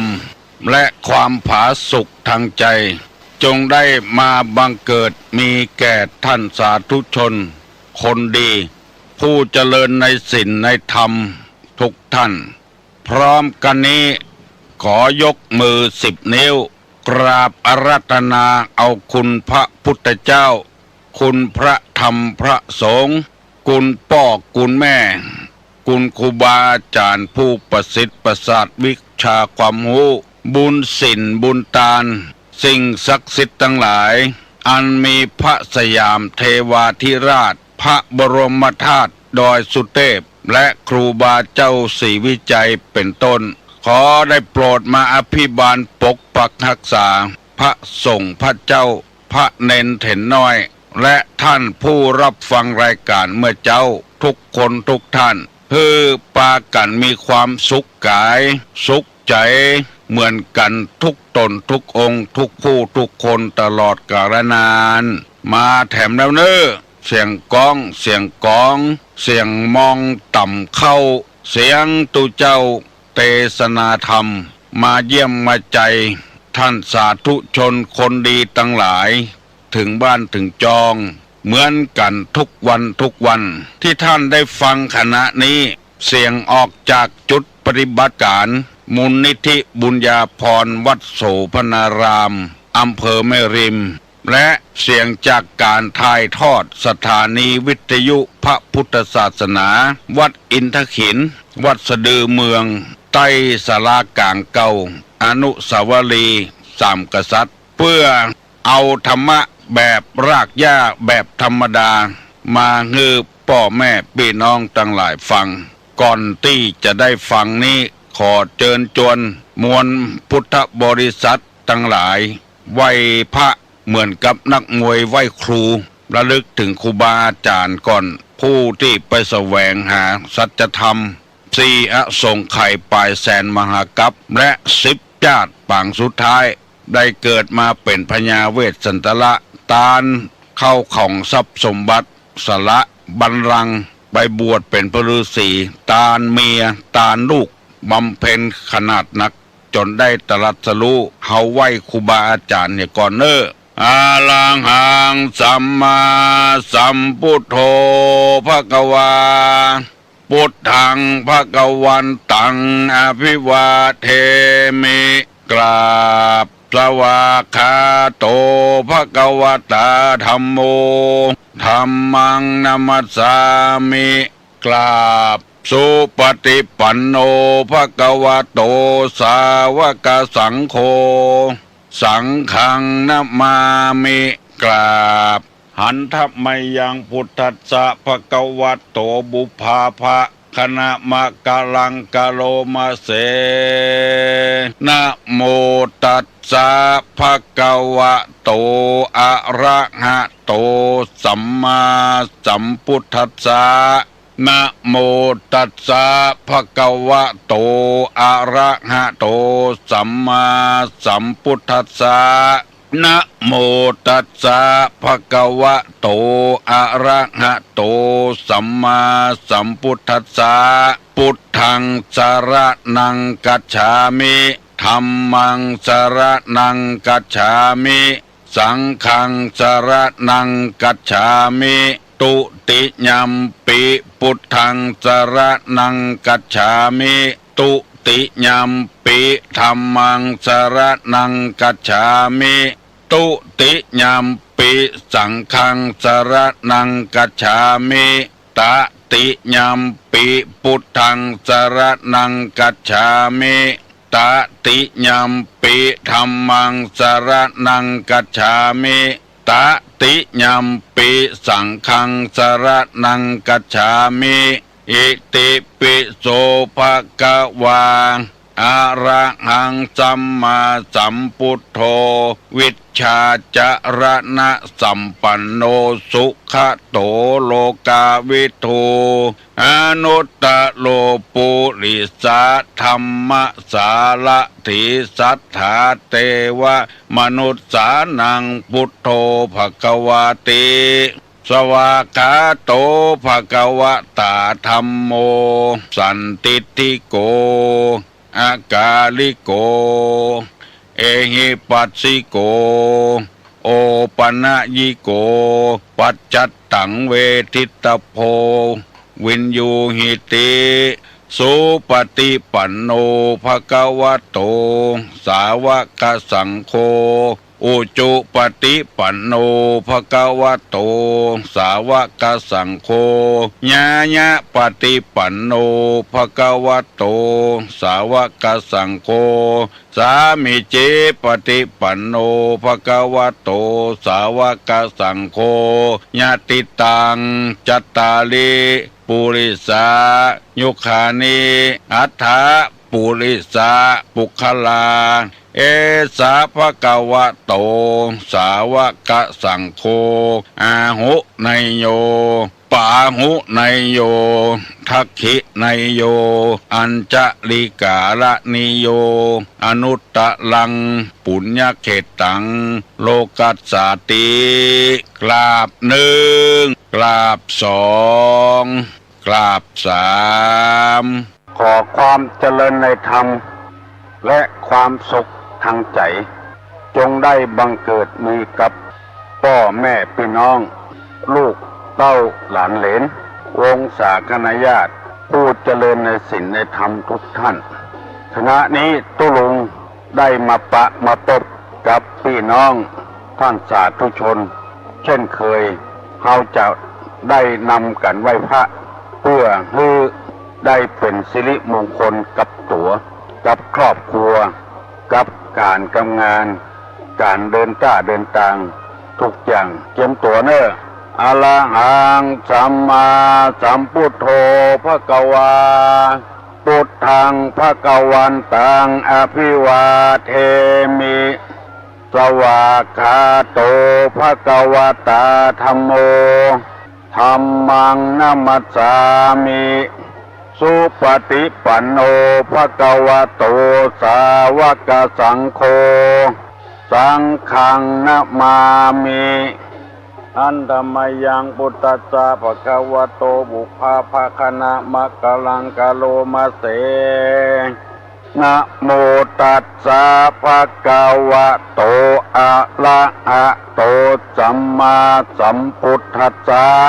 นะโมตัสสะภะคะวะโตอะระหะโตสัมมาสัมพุทธัสสะนะโมตัสสะภะคะวะโตอะระหะโตสัมมาสัมพุทธัสสะพุทธังสารนังกัจฉามิธัมมังสารนังกัจฉามิสังฆังสารนังกัจฉามิตุติยัมปิพุทธังสารนังกัจฉามิตุติยัมปิธัมมังสารนังกัจฉามิตุติยัมปิสังฆังสารนังกัจฉามิตติยัมปิพุทธังสารนังกัจฉามิตติยัมปิธัมมังสารนังกัจฉามิตติยัมปิสังฆังสารนังกัจฉามิอิติปิโสภะคะวะอะระหังสัมมาสัมพุทโธวิชชาจรณะสัมปันโนสุขโตโลกาวิทูอนุตตะโลปุริสะธัมมสารติสัทธาเทวมนุษย์สานังพุทโธภควาติสวาขาโตภควตาธัมโมสันติติโกอากาลิโกเอหิปัสสิโกโอปัญญิโกปัจจัตตังเวทิตโปวินโยหิติสุปฏิปันโนภคะวะโตสาวกสังโฆอุจุปฏิปันโนภคะวะโตสาวกสังโฆญาญาปฏิปันโนภคะวะโตสาวกสังโฆสามิจิปฏิปันโนภคะวะโตสาวกสังโฆญาติตังจัตตาลิปุริสาโยกานิอัตตปุริสาปุกขลาเอสา ภะคะวะโตสาวกสังโฆอาหุนายโยปะหุนายโยสักขินายโยอัญจลิกาลนิโยอนุตตะลังปุญญเขตังโลกัสสาติกับหนึ่งกับสองกับสามต่อไปนี้ตุลุงจะได้บรรยายธรรมในทางพระพุทธศาสนาตั้งตั้งหลายฟังแล้วถ้าไปฟังโดยจดจำโดยจะเป็นอันดียิ่งได้นำเอาธรรมในพุทธศาสนามาเสนอคือพี่น้องลูกหลานเด่นฟังเพื่อจะได้นำไปประพฤติปฏิบัติเพิ่นว่าเป็นอริยทรัพย์ของพระอริยเจ้าบ่บูดบ่เน่าบ่เสียบ่สูญบ่มีไผมาลักมาจกเอามันอยู่ในตัวเฮานี่เองดังที่ได้เสนอไปแล้วขอลืมทำกรรมกลัวท่านทั้งหลายจะลืมธรรมที่มีบุญคุณกับคนใดได้นำธรรมอันนี้ไปปฏิบัติจะมีบุญคุณกับเฮาเป็นอย่างมากบ่ต้องเป็นลูกเป็นหลานเป็นลูกศิษย์ลูกหาขอให้ปฏิบัติตามหลักธรรมนี้นะธรรมที่มีบุญคุณกับเฮานั่นก็คือ1. สติความระลึกได้2. สัมปชัญญะความรู้ตัว2 อย่างนี้ใช้เวลาเมื่อจะทำจะพูดจะคิดทำอันใดถ้าบ่มีสติควบคุมทำบ่ถูกต้องพิจารณาอย่างแน่นอนใจสติเสมอแปลว่าความระลึกได้เวลาจะทำเวลาจะพูดก็ใจสติพูดอันใดสมควรพูดอันใดบ่สมควรพูดเวลาจะทำจะพูดและเวลาจะคิดอันใดดีคิดอันใดบ่ดีคิดคนเฮาส่วนมากนี่บ่มีสติบ่มีสัมปชัญญะบ่มีความลึกหรือได้บ่มีความรู้ตัวจ้างคิดไปสิ่งที่บ่เป็นประโยชน์อันใดเกลียดอันใดที่บ่ดีบ่ดักคิดไปหาสิ่งนั้นอันใดดีๆบ่คิดไปคิดแต่สิ่งที่บ่ดีเพราะฉะนั้นคนเฮาจึงเครียดจึงโกรธจึงบ่ม่วนอกบ่ม่วนใจอันใดที่มันจะเป็นบ่เป็นประโยชน์จะไปคิดมันอันใดเป็นประโยชน์ก็คิดอันนั้นนี่เรียกว่าสติกับสัมปชัญญะใจเวลาจะทำจะพูดจะคิดมีบุญคุณกับคนเรียกว่าอุปการะ2ที่ตุลุงเสนอไปว่าธรรมที่เป็นโลกบาลคือคุ้มครองโลกอยู่ถึงวันนี้มี2 อย่างคือหิริความละอาแก่ใจ2โอตตัปปะความเก่งกลัวธรรม2 อย่างนี้เป็นธรรมที่ทำให้คนเป็นเทวดาอันใดที่มันบดีมีความละอาใจจะเงียบไปก็ละอาใจตัวเก่านะคนเอาส่วนมากจะเล่าขวัญเปิ้นนี่บ่มีความละอาตัวเก่าก็ขี้เต็มเตียวเหมือนกันแล้วไปว่าให้เปิ้นหมู่นี้เป็นต้นหิริความละอาแก่ใจโอตตัปปะความเก่งกลัวไว้ให้ก่อนเถอะกลัวเปิ้นเล่าหัวกลัวเปิ้นติเปิ้นเตียนกลัวเปิ้นเอาไปใส่คอกใส่ขังละอาแก่ใจเปิ้นก็มีตีนเฮาก็มีตีนเปิ้นก็มีมือเฮาก็มีมือเปิ้นเนี้ยเอาบ่เนี้ยไปเสาะลักเสาะจกเปิ้นหมู่เนี้ยคือบ่มีความละอาแก่ใจก็เลยทำมือคนเป็นคนชั่วไปได้คนติดคอกกันบ่เบ้อบ่เบอก็เพราะเหตุนี้กินเหล้าเมาเหล้าบ่ละอาแก่ใจไผว่าอย่างจังไผก็เลยกินไปทำไปก็เบื้องต้นหัดจัดดีปลายมาก็เป็นคนบ่ดีไปได้เพราะว่าบ่มีหิริก็โอตตัปปะความละอาแก่ใจและบ่มีความเก่งกลัวต่อมาได้เอาธรรมที่ว่าธรรมมันโคทำมือคนงามคนใดใครเป็นคนงามมี2 อย่างขันติกับโสรจะความอดทนกับความสงบเสงี่ยมบ่โสโหกสหากมารยาทดีเรียบร้อยมีความอดทนเข้าหาภัยที่ไหนอู้กับภัยที่ไหนเป็นยะเป็นอย่างไว้อันนี้เรียกว่าขันติความอดทนโสรจะความเสงี่ยมบุคคลหาได้ยาก2 อย่างบุพการีบุคคลผู้อุปการะก่อน2กตัญญูกตเวทีบุคคลผู้รู้อุปการะแล้วและตอบแทนอันนี้พระพุทธเจ้าในพุทธศาสนาบอกว่าเป็นธรรมมันสูงส่งคนที่ได้รับมีอุปการะกับเฮาแล้วเฮาไปตอบแทนนี่เป็นเรื่องยากคนใดรู้จักบุญคุณคนนั้นเป็นคนดีมีพุทธประสิทธิ์ รับรองไว้ว่านิมิตตังสาธุรูปานังกตัญญูกตเวทิตาบุคคลผู้รู้จักบุญคุณของท่านและตอบแทนบุญคุณของท่านเป็นคนดีบุคคลผู้ได้รับอุปการะและบัตรตอบแทนบุคคลคนนั้นบ่เป็นคนดีบ่ว่าจะเป็นคนแม้แต่ว่าดินน้ำไฟลมที่ฮือเฮาตึงวันเนี่ยก็มีบุญคุณกับเฮาไฟก็มีบุญคุณลมก็มีบุญคุณถ้าในโลกนี้ขาดลมหายใจแล้วคนก็อยู่บ่ได้สิ่งสารสัตว์ต้นไม้ต้นตอกก็อยู่บ่ได้ระเบิดนิวเคลียร์ที่เขาว่าน่ะระเบิดนี่รุนแรงปรมาณูกับนิวเคลียร์ปรมาณูนี่บ่เท่าใดนิวเคลียร์เนี่ยมันจะไปไหม้อากาศหมดเมื่อประเทศใด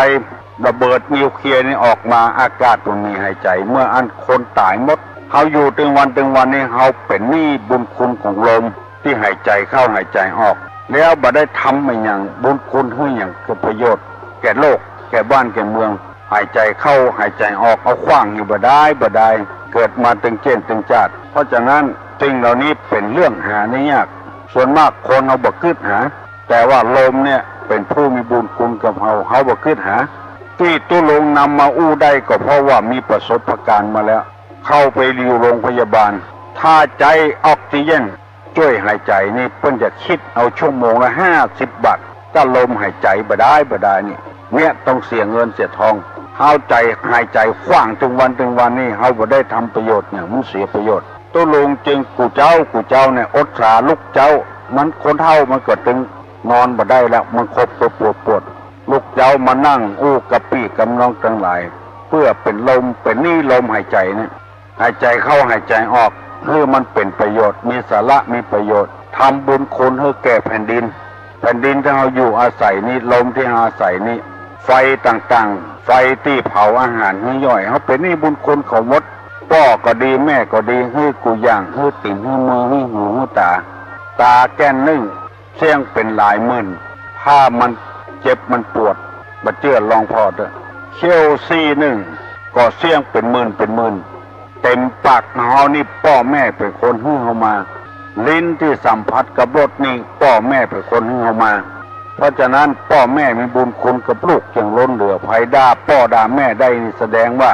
เป็นคนที่หาได้ยากบ่มีในโลกบางคนพ่อแม่บ่ได้เลี้ยงเมื่อลูนมาได้เลี้ยงพ่อเลี้ยงแม่บางคนบ่ได้บ่ได้เลี้ยงพ่อเลี้ยงแม่ไปเลี้ยงคนอื่นแทนพ่อแทนแม่ที่มันจะตอบแทนบุญคุณระหว่างพ่อกับลูกแม่กับลูกมันบ่ค่อยมีเพิ่นจึงว่าบุคคลหาได้ยากสองอย่างเพราะฉะนั้นเมื่อเฮาหูธรรมได้ยินธรรมนี่แล้วเฮาจะได้ตอบแทนบุญคุณของพ่อของแม่เอาฝากไว้ให้พี่น้องทั้งหลายได้พิจารณาตอนนี้จะได้นำกรรมขึ้นแถมหมวดที่3ว่าแก้วในโลกเนี่ยมีอยู่3ดวงเรียกว่ารัตนะแปลว่าแก้วมี3อย่างมีพระพุทธเจ้ามีพระธรรมมีพระสงฆ์คนเฮาทำมาวัดเป็นว่ามาควงแก้วทั้ง3ควงแก้วทั้ง3จะมีในวัดมีพระพุทธรูปมีพระธรรมมีพระสงฆ์อยู่วัดควงแก้วทั้ง3ในควงแก้วทั้ง3เนี่ยเพิ่นจะเคารพคารวะคนโบราณเพิ่นเกิดเพิ่นก็บ่สูบเข้าในวัดมวกเพิ่นบ่สูบเข้านุ่งน้อยห่มน้อยเขาวัดเขาวาเพิ่นก็บ่เนี้ยมีมารยาทมีสัมมาคารวะพระพุทธเจ้าคือไผเพิ่นบอกว่าท่านผู้สอนให้ชุมชนประพฤติชอบด้วยกายวาจาใจตามพระธรรมวินัยอันนี้เรียกว่าพระพุทธศาสนาชื่อพระพุทธเจ้าบ่คิดเอาหยังสอนและบ่คิดเอาเป็นเงินเดือนเงินดาวเงินเทอมอย่างสักอย่างสอนให้รู้เนี่ยพระพุทธเจ้าเรียกว่าแก้วดวงหนึ่ง2พระธรรมวินัยคือคำสั่งสอนของท่านคือคำสั่งสอนของพระพุทธเจ้าเรียกว่าพระธรรม3ชนหมู่ชนที่ฟังคำสอนของท่านแล้วปฏิบัติตามพระวินัยชื่อพระสงฆ์ฟังดีๆนะหมู่ชนที่ฟังคำสั่งสอนของท่านแล้วปฏิบัติชอบตามพระธรรมวินัยเรียกพระสงฆ์อันนี้เรียกว่าแก้วทั้ง3ดวงพระพุทธพระธรรมพระสงฆ์บึ้นถ้ามีเวลาตุลุงจะถามว่ารัตนะคืออะไรหยังมีกี่อย่างรัตนะแปลว่าแก้วมีกี่อย่างมี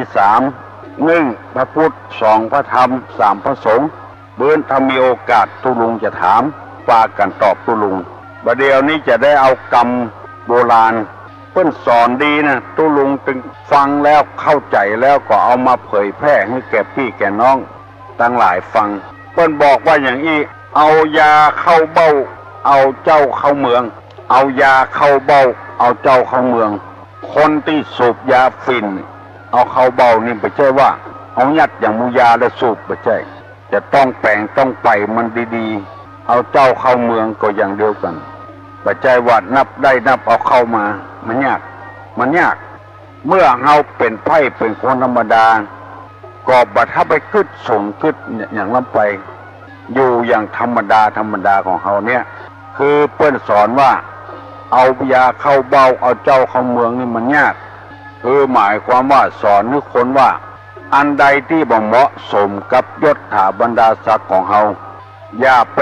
อย่าไปทำมันจะต้องงดต้องเปลืองต้องเสี่ยงเงินเสี่ยงทองเสียเงินเสียทองนักใจของมันแปลงซื้อของแปลงมาใจถ้ามันแตกมันหายไปเฮาเสียเงินเสียทองนักอย่าไปใจของแปลงนั้นไปเพราะเฮามีเงินน้อยอาจจะต้องดาวให้เปิ้นแล้วก็เสียเป็นเดือนแถมพอดาวเสร็จ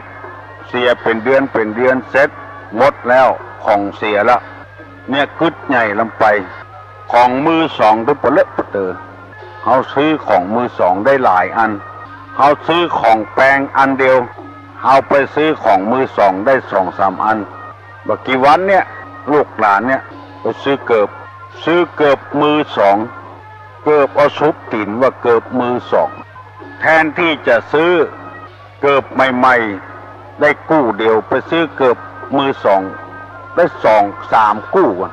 เพราะว่ามันถูกเขาไปซื้ออันใหม่ๆกับอันเก่าๆก็มันว่ากับเก่าตัวใดอะเอาใจแล้วนักนำไปหมู่โรยๆนะซุปสักเตื้อ2 เตื้อมันก็ใกล้ละเอามาใจได้อยู่ซุปอย่างเดียวกันใจของถูก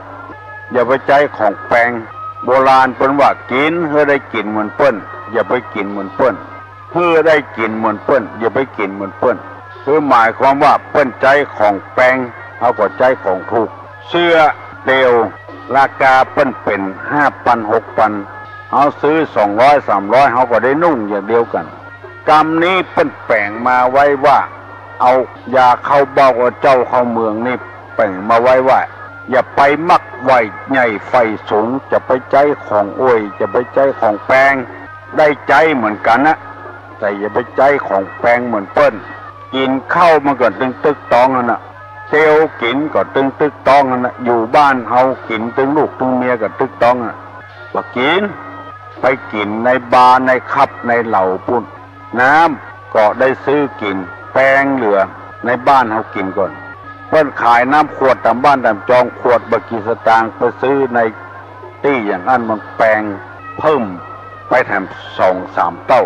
สมมติว่าบ้านเฮาขวด10 บาทตำปูนี่30 บาทละ3 เต้าก่อน40 บาทตัวมันเปลืองของตัวเก่ามันค่ำตัวเก่ามันเขตัวเก่าเพราะฉะนั้นฮื้อแยงพอ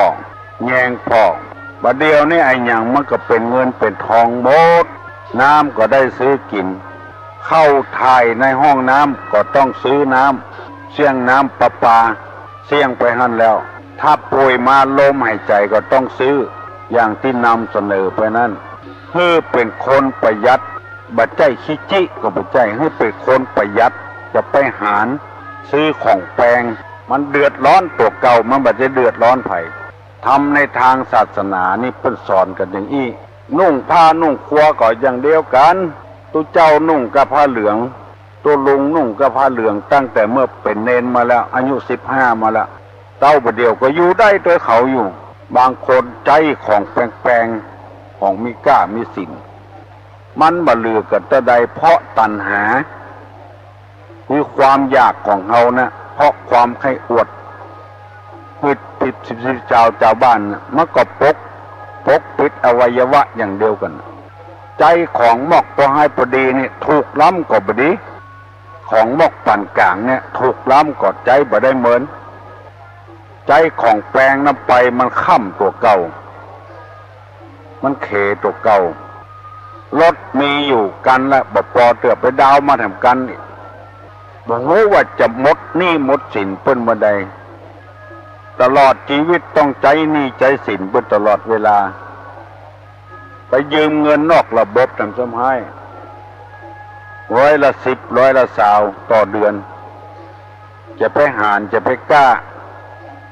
มันเข้าทำนองที่เอายาเข้าเบ้าเอาเจ้าเข้าเมืองตัวมีกำลังน้อยอย่าไปหารเอาเจ้าบ้านเจ้าเมืองเข้าบ้านเข้าเมืองมันเสี่ยงเงินเสี่ยงทองแต่ละวัดนี่ที่เจิญเสน็จมาตัดลูกนิมิตพ่องมายกจอฟ้าพ่องโอ้เมียต้นบะเป้าต้นมะม่วงต้นลำไยอยู่หันดีๆตัดหมดเพื่อบ่ให้มันขวางหูขวางตาคนอื่นโอ้หลายละมันเดือดร้อนอุปมาเหมือนกับคนเอาใจของแพงใจของสูงใจของมียี่ห้ออันเนี้ยพี่น้องทั้งหลายตุลุงหันความบกพร่องของพี่น้อง13ชาวบ้านเนี่ยจะได้ช่วยกันประหยัดช่วยกันให้มันเศรษฐกิจมันดีขึ้นในครอบครัวความจริงบ้านเฮาเมืองเฮานี่มันดีแล้วนะถ้าเฮาไปหันบ้านอื่นเมืองอื่นเตอะคนต่างชาติยังบุญเข้ามาทำงานบ้านเฮามาเป็นดีมีห้างทำงานวัน120 130 150เก็บเงินเอาไปส่งบ้านไปซื้อตี้ซื้อบ้านซื้อจองก็มีบ้านเฮานี่บ่มีโอกาสวัน150กว่าดามวัน200ก็ตามบ่มีโอกาสได้ซื้อตี้ซื้อตางแปลงบ้านแปลงจองคนต่างประเทศเพิ่งมาทำงานบ้านเฮามีเงินเหลือเอาไปซื้อตี้ซื้อแดนไว้ปิกมาแถมมาทำงานบ้านเฮาแถมบักกั้นไปยากอย่างบ้านไหนเมืองไหนเฮาก็ต้องอู้ที่เนี้ยมันเป็นที่สาธารณะจะว่าลูกแควนเปิ้นเฮาก็รู้อยู่แต่ทำไมคนบ้านเฮาเนี่ยทำงานเต้าเปิ้นบ่มีเงินใจก็เพราะว่าเอายาเข้าเบ้าเอาเจ้าเข้าเมืองน่ะกินง่ายใจโอยลำไปเกินลำไปเกินตัวลำไปแข่งกันเครือกกันบัดตันสมัยบัดตันยุคไอ้อย่างว่ามดรุ่นอย่างหมูเนี้ยว่าเหมือนกันกำปากคนเฮาบ่ได้ลูกว่าเหมือนกันความจริงมันแบบมีปัญหาถ้าเฮาใจอย่างใดก็ได้ตู้เจ้าอย่าขุดหัวขุดเกี้ยวนุ่งผ้าเหลืองเต้าตายก็บ่เป็นหยังบ่มีไผว่าหยังคนเฮาก็อย่างเดียวกันอันใดที่มันแปลงไปใจของบดีประดักของแสลงมูลี20 บาท30-40 บาทซื้อมาสูบแล้วก็ยังบ่พอเป็นโรคภัยไข้เจ็บมาสู่ตัวแถมถุงลมปงโรคปอดยอมมือมันยกมือให้มันไหวมันเอายาเข้าเบ้าเอาเจ้าเข้าเมืองเวลามันป่วยมาแล้วจะรู้สึกตัวเหล้าแปลงแล้วบ่แปลงเตื้อซื้อกินเอามาสู้กันกินงดเงินงดทองบ่ได้คำหนึ่งอันเนี้ยเอายาเข้าเบ้าเอาเจ้าเข้าเมืองหมดเงินแล้วก็หมดละชีวิตคนเฮาบ่จะอยู่เต้าอี้จะอยู่ต่อไปแถมนักหนาปราป้านเพราะฉะนั้นขอให้ลูกให้หลานทั้งหลายได้ขี้จิพ่องได้ประหยัดพ่องอย่าไปใจจ่ายสุรุ่ยสุร่ายเชื่อธรรมะธรรมโมเตะถ้าปฏิบัติตามธรรมนี่มันถึงบ่ผิดแล้วเดินทางที่ถูกต้องถึงมันจะเมินถึง2,500 กว่าปีก็ยังตันสมัยอยู่ทำหมู่นี้ไปพอที่เปิ้นประหยัดเปิ้นคิจิแล้วเฮาจะได้ปากันมาปะใจน้ำธรรมคำสอนในทางพระพุทธศาสนาที่ตุลุงนำมาเสนอเพื่อให้บ้านเฮาเข้มแข็งด้วยการเอาคุณธรรมมาใจเพราะว่าธรรมะนี้เป็นอาหารทางใจเป็นยาโรคทางใจเพราะว่ากูสิ่งกูอย่างมารวมที่ใจถ้าใจเฮาสู้กายเฮาก็สู้ปากเฮาก็สู้ถ้าใจเฮาบ่สู้กายก็บ่สู้ปากก็บ่สู้จ จะอู้ก็อยู่ที่ใจจะบ่อู้ก็อยู่ที่ใจจะด่าอยู่ที่ใจบังคับฮือด่าจะอู้ม่วนจะหวานก็อยู่ที่ใจถูกต้องอักขระพยัญชนะก็อยู่ที่ใจเพราะใจนั้นโบราณเพิ่นจึงว่าใจเป็นใหญ่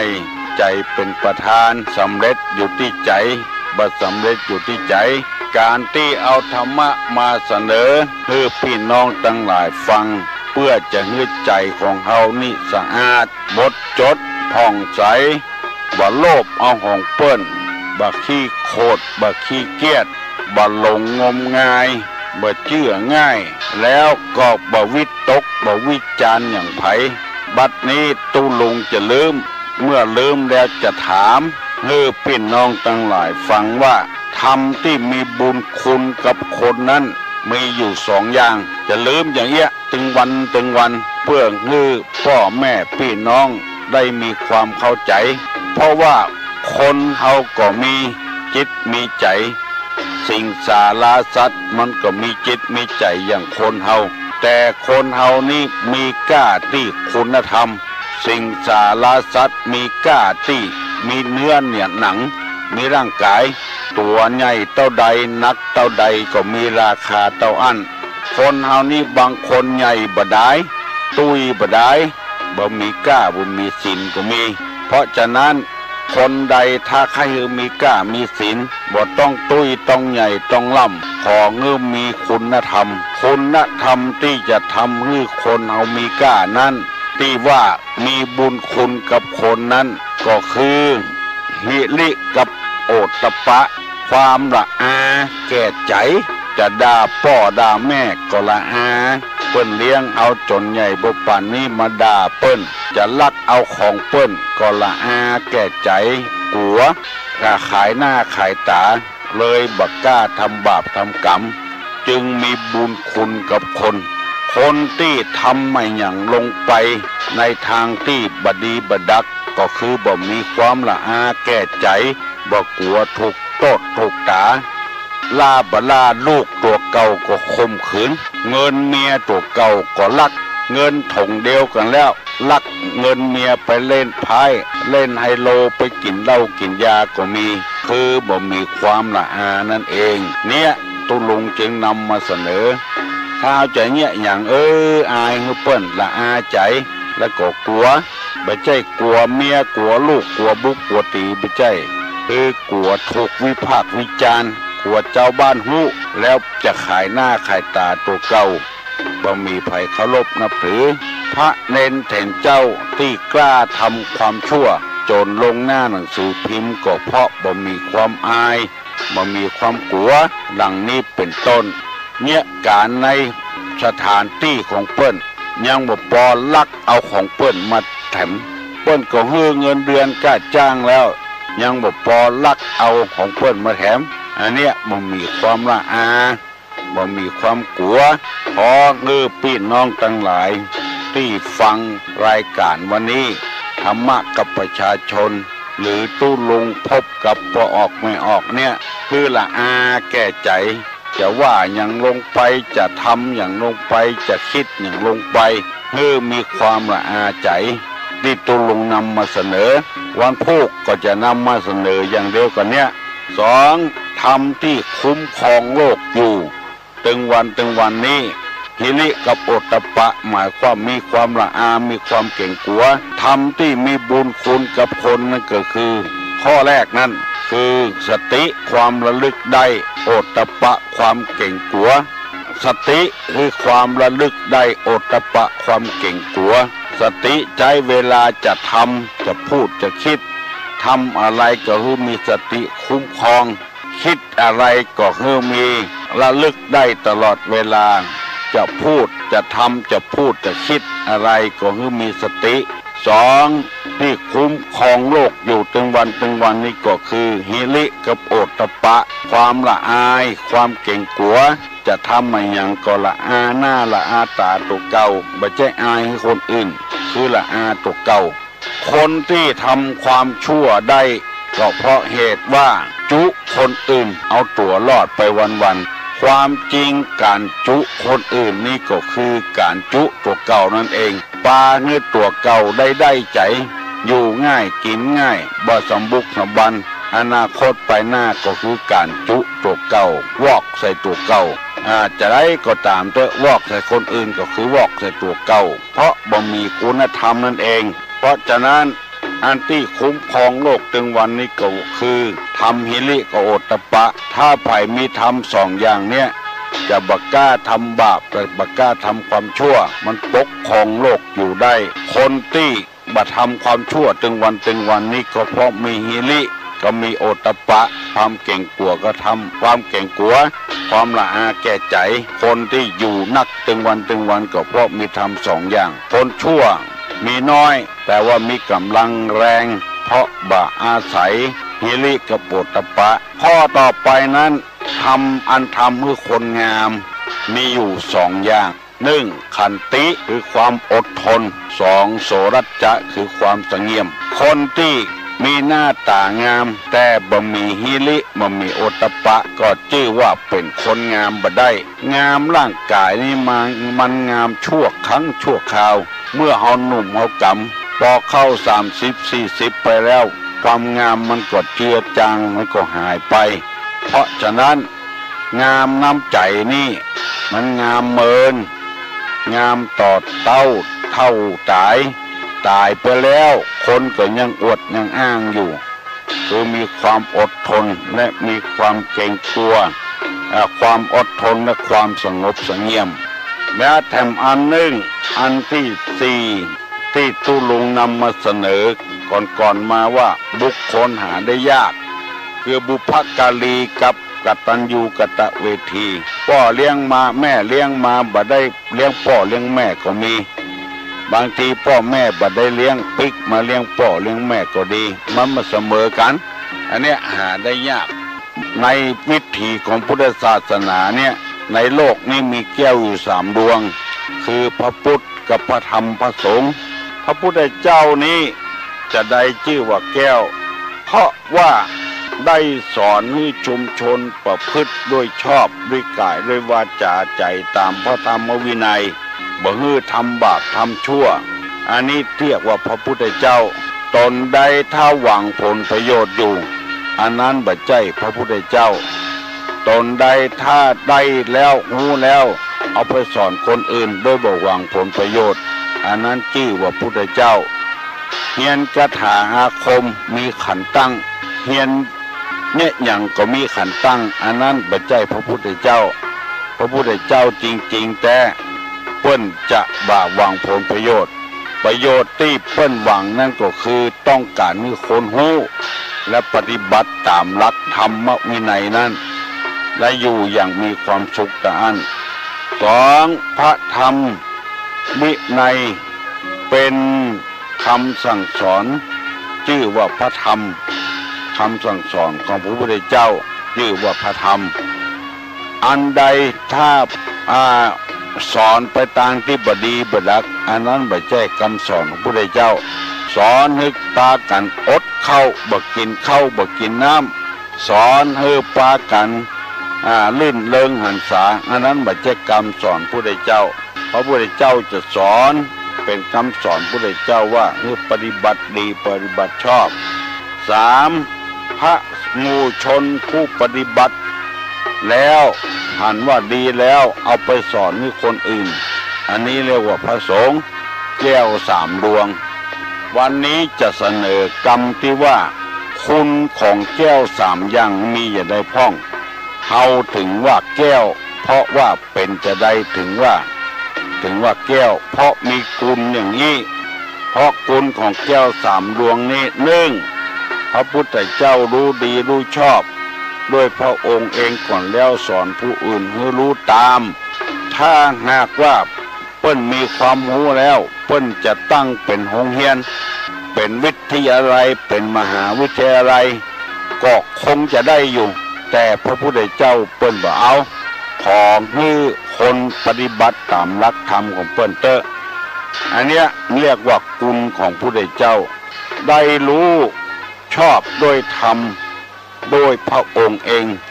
แล้วสอนให้ผู้อื่นด้วยอันนี้คือคุณของพระพุทธเจ้าครูบาอาจารย์ที่สอนถึงวันนี้ยังบัดใจมีบุญคุณเต็มที่เต็มทางเตื้อยังมีเงินเดือนอยู่ถ้าเงินเดือนบ่ขึ้นก็ยังโวยวายอยู่หรือว่าอยู่ภาคใต้3 จังหวัดโอนหนีกันบ่เบอะบ่เบิงเพราะกลัวถูกฆ่าอย่างพระพุทธเจ้านี่บ่กลัวถูกฆ่าเพราะมีใจบริสุทธิ์เพราะฉะนั้นพระพุทธเจ้าของเฮาจึงตายด้วยมดกรรมด้วยมดเวรอายุ80 ปีได้ปรินิพพานเพราะพระองค์เป็นผู้ที่มีบุญคุณกับเจ้าบ้านเจ้าเมืองพระพุทธเจ้ารู้ชอบด้วยพระองค์เองสอนให้ผู้อื่น2พระธรรมย่อมสอนผู้ปฏิบัติไม่ให้ตกไปในที่ชั่วอันนี้คือธรรมะในทางพุทธศาสนาอันใดสอนให้ฮบราฆ่าฟันกันสอนให้เบียดเบียนกันสอนให้มีแค้นต้องฆ่าด้วยแค้นอันนั้นไม่ใช่คำสอนของพระพุทธเจ้า3พระสงฆ์ผู้ปฏิบัติตามหลักของพระพุทธเจ้าแล้วสอนให้คนอื่นให้กระทำตามด้วยอันนี้ว่าพระสงฆ์บ่มีการจ้างกันบ่มีเงินเดือนบ่มีเงินดาวคือปฏิบัติตามหลักคำสอนของพระพุทธเจ้าแล้วก็ให้คนอื่นได้ปฏิบัติตามด้วยอันนี้ว่าเป็นพระสงฆ์เนี่ยคุณมีอเนกอนันต์วันหน้าตุลุงจะได้นำมาเสนอให้พี่น้องทั้งหลายแถมคุณของพระแก้วเจ้าทั้ง3 ประการพระพุทธเจ้ารู้แล้วนำมาสอนคนอื่น2คำสอนนี้บ่ให้ตกไปในที่ชั่วช้าสามาน3พระสงฆ์ผู้ปฏิบัติรู้แล้วมาปฏิบัติเมื่อปฏิบัติได้แล้วสอนคนอื่นแถมสืบต่อไปโดยบ่มีสินจ้างรางวัลดังนี้เป็นต้นวันนี้จะนำเอากรรมเก่ามาเสนอให้พี่น้องผู้ฟังทั้งหลายได้ฟังแถมได้เอาเรื่องขี้ควายไหลตามน้ำไหลตามหางคือเปิ้นอู้อย่างก็จูอย่างก็อู้จูเนี่ยขี้ควายไหลตามหางบอกว่าจะเป็นของตัวสักเตื้อเหมือนกับป่าที่ขึ้นน้ำอันนั้นคือป่าเป็นป่าตายมันจะไหลล่องน้ำไปเรื่อยๆข้างที่ไหนข้างที่ห้านบะข้างที่ไหนก็ไหลตรงน้ำป่าตัวอื่นก็เก็บมาเป็นกินอาหารคนอย่างนี่อยู่ไปวันบ่ได้ทำประโยชน์อันใดเพราะฉะนั้นต้องเป็นป่าเป็นตลอดเวลานำมาเสนอวันนี้จะนำเอาคำที่ว่าอย่าไปห้องตุกินข้าวอย่าไปห้องเจ้าเข้าเมืองขึ้นบ้านอย่าไปห้องตุกินข้าวห้องเจ้าเข้าบ้านเข้าเฮือน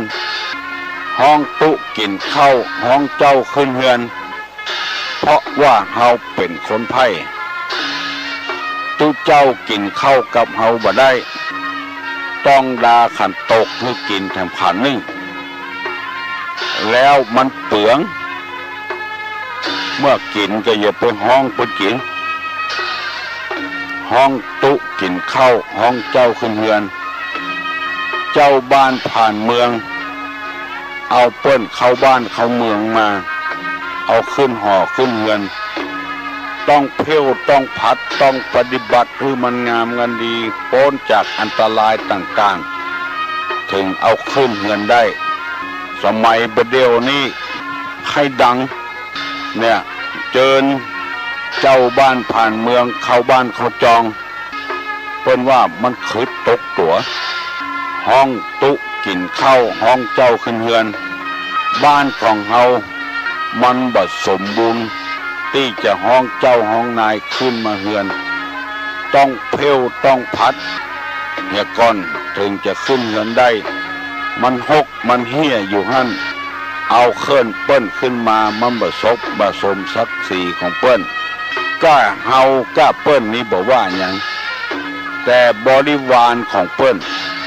บรมวงศานุวงศาของเพิ่นอย่าบ่พอใจเพิ่นจะคอมเมนต์เพิ่นจะบัญญินดีกับเฮาอีกละ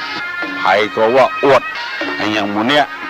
มีวัดหนึ่งอยู่ในจังหวัดเชียงใหม่เนี่ยจะเจิญในหลวงเสด็จได้2 ปีต้นบะเป้าต้นบะม่วงต้นบะลำไย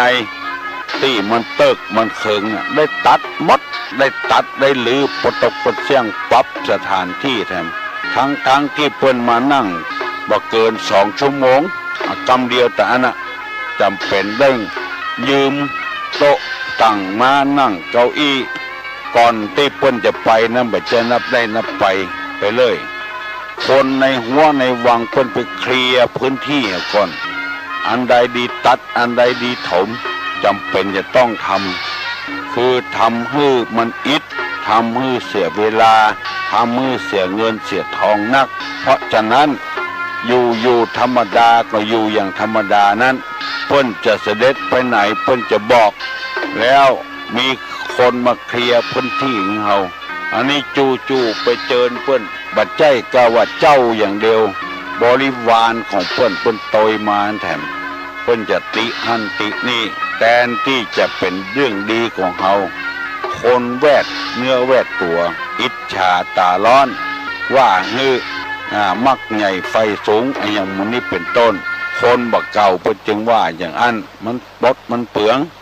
อย่าไปห้องตุกินข้าวจะไปห้องเจ้าเข้าขึ้นเฮือนอันนี้มันเป็นสิ่งที่มันเกินกำลังของเฮาก่อนที่จะต้องทำแล้วก็มีคนมีภาควิจารณ์โดยถ้าเปิ้นจะกินข้าวเฮาก็ต้องไปนิมนต์เปิ้นเป็นจะเป็นนะอย่าไปห้องเปิ้นกลางต้ากลางตังแล้วตีตัวเสมอกับเปิ้นเอาตัวเสมอกับเปิ้นมันบ่ถูกต้องเฮาเป็นคนธรรมดาสามัญเป็นคนไพ่แล้วเอาตีไปตัวไปตีกับเจ้าบ้านผ่านเมืองกรรมบักเก่าเปิ้นว่ามาเมินแล้วเนี่ยคือตุกอกตุกใจจะไปมักใหญ่ไฟสูงอันเนี้ยกินก็เฮือได้กินเหมือนเปิ้นอย่าไปกินเหมือนเปิ้นตาลก็เฮือตาลอย่างเปิ้นอย่าไปตาลอย่างเปิ้นบ่ใจเปิ้นมาบ่ดายเพราะว่าไปเจิญเปิ้นมาจากสำนักพระราชวังสำนักในหัวในเวียงในเจ้าในนายไปเจิญเปิ้นมาจะต้องเสียเงินเสียทองนักหนาปาป้านมีกรรมนักกรรมบ่เก่ากรรมโบราณที่เปิ้นว่าไว้ตุลุงจะนำมาเสนอถึงวันไผมีกรรมบ่เก่าบ่แก่บอกให้ตุลุงแล้วตุลุงจะนำเอาออกอากาศตุลุงแปลได้บ่เหมือนคนอื่นแปลนี่บ่ถูกแต่ตุลุงนี่แปลนี่มันถูกเพราะว่าเฮาเป็นไพ่เป็นธรรมดาบดีห้องตุกินข้าวบดีห้องเจ้าขึ้นเฮือนมันจำเป็นได้เพียวได้พัดจำเป็นได้ดาขันตกหรือเปิ้นแถมติ้งเพราะว่าจะไปห้องอย่างคนธรรมดานี่กินด้วยกันหั่นมันไปแถมอย่างแต่ตู้เจ้านี่บกวนที่ไปห้องเปิ้นมากินถ้าเฮาเกียมไว้เต็มที่ไปนิมนต์เปิ้นมากินอันนั้นก็ไปแถมอย่างอยู่บ่ได้นี่กำลังกินข้าวอยู่ห้องเพิ่นมากินมันกินโตยบ่ได้เพราะมีเพศต่างจากเฮาคนละเรื่องเพิ่นบวชเพื่อจะศึกษาเราเรียนพระธรรมวินัยแล้วนำมาปฏิบัติให้ถึงมรรคถึงผลและตลอดถึงพระนิพพานบ่ใจว่าคนธรรมดาเฮาสามัญชนนี่ขึ้นนิพพานบ่ได้เข้านิพพานบ่ได้อยู่พอปฏิบัติธรรมเต็มที่เต็มตังก็เข้าสู่นิพพานได้อยู่ของมันถูกที่ถูกทางไว้อันเด้อถ้ามันบ่ถูกที่ถูกทางมันก็ไปตึงตกตึงยากตึงบ่ถูกต้อง นี่ตุลุงได้นำมาเสนอฮือปี้ฮือน้องทั้งหลายฟังขอปันสินปันปอนฮือมีโชคมีลาภเนอสปีติโยวัจจันตุสัพพะโลกโกวินัสสตุมาเตภวะตวนตะลาโยสุขีติคายุโกภวะอภิวาทนะสีลิสานิจังวุธาปจายิโนจตตาโลตัมมาวัฏันติอายุวันโนสุขังปลา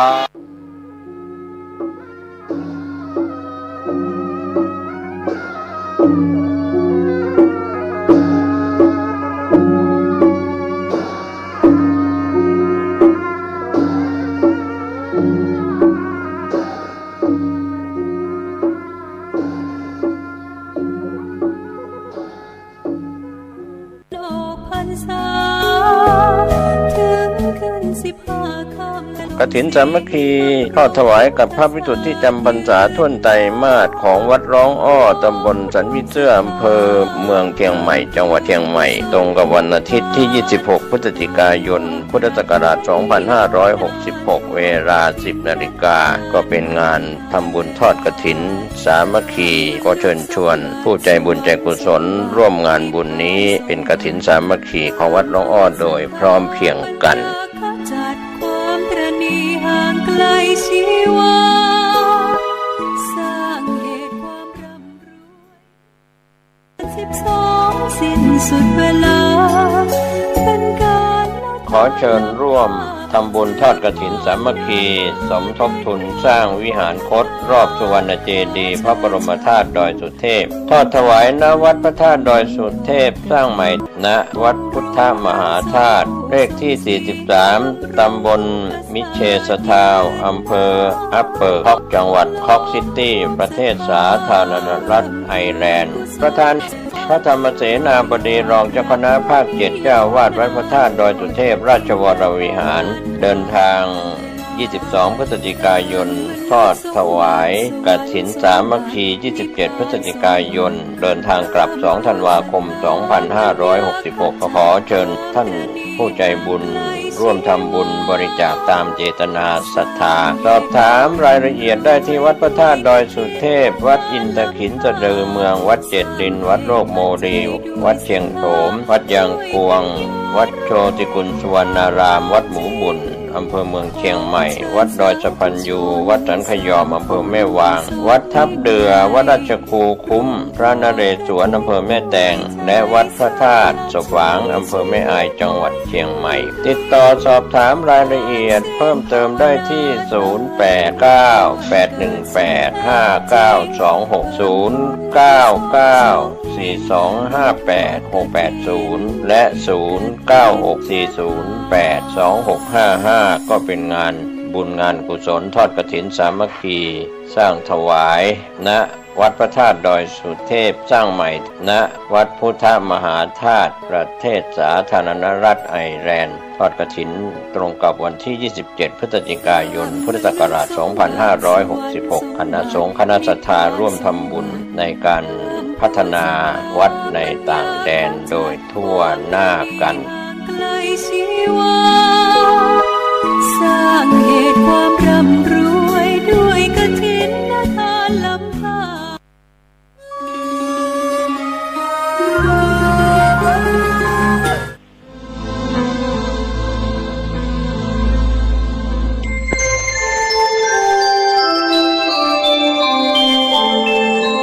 ขณะนี้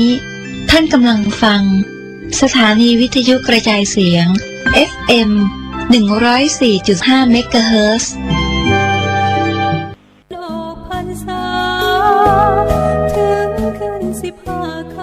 กฐินสามัคคีทอดถวายกับพระภิกษุที่จำพรรษาท่วนไตรมาสของวัดร้องอ้อตำบลสันวิเสื้ออำเภอเมืองเชียงใหม่จังหวัดเชียงใหม่ตรงกับวันอาทิตย์ที่ 26 พฤศจิกายน พุทธศักราช 2566 เวลา 10 นาฬิกาก็เป็นงานทำบุญทอดกฐินสามัคคีก็เชิญชวนผู้ใจบุญใจกุศลร่วมงานบุญนี้เป็นกฐินสามัคคีของวัดร้องอ้อโดยพร้อมเพรียงกันห่างไกลชีวาสร้างเหตุความร่ำรวย อเรียนเชิญร่วมเป็นเจ้าภาพทำบุญทอดถวายกฐินสามัคคีประจำปี 2566 ณ วัดเวียงมนมงคลพนารามตำบลบ้านโป่งอำเภอเวียงป่าเป้าจังหวัดเชียงรายในวันอาทิตย์ที่ 26 พฤศจิกายน 2566 อนุโมทนาสาธุกองละ 500 บาทหรือตามกำลังศรัทธากองบุญผ้าไตรบริวารกฐินมี 59 กองบุญละ 999 บาททำบุญจำนวน 108 ไตรละ 999 บาทได้ถือผ้าไตรบริวารช่องทางร่วมบุญออนไลน์ที่ธนาคารกรุงไทยเลขที่ 661-3-72666-4 บัญชีวัดเวียงมนมงคลพนารามหรือสแกน QR Code เพื่อขอลดหย่อนภาษีสอบถามเพิ่มเติมได้ที่พระประหลัดทิชานนท์รัตนยาโนพระรัตนยานวิมลเจ้าอาวาสวัดเวียงมนมงคลพนารามโทร 086-918-8891 อานิสงส์ของการทำบุญทอดกฐิน 1. ทำให้เป็นผู้มั่งคั่งมีทรัพย์สินมากประสบความสำเร็จในหน้าที่การงานได้โดยง่าย 2. ทำให้เป็นผู้มีจิตใจแช่มชื่นบริสุทธิ์และผ่องใสอยู่เสมอ 3. ทำให้เป็นผู้มีจิตใจตั้งมั่นเป็นสมาธิและเข้าถึงธรรมะได้โดยง่าย 4. ได้ชื่อว่าเป็นผู้สามารถใช้ทรัพย์สมบัติให้เกิดเป็นบุญกุศลติดตัวไปในภพเบื้องหน้าได้อย่างเต็มที่ 5. ทำให้เป็นคนรูปงามผิวพรรณงามเป็นที่รักของคนทั่วไปและ 6. ทำให้เป็นผู้มีชื่อเสียงเกียรติคุณน่ายกย่องสรรเสริญเป็นที่ตั้งแห่งศรัทธาน่าเคารพนับถือขออนุโมทนาบุญร่วมบุญกับทุกท่านจงอำนวยอวยพรให้ท่านจงมีความสุขความเจริญในหน้าที่การงานการเงินดำเนินชีวิตเทอญ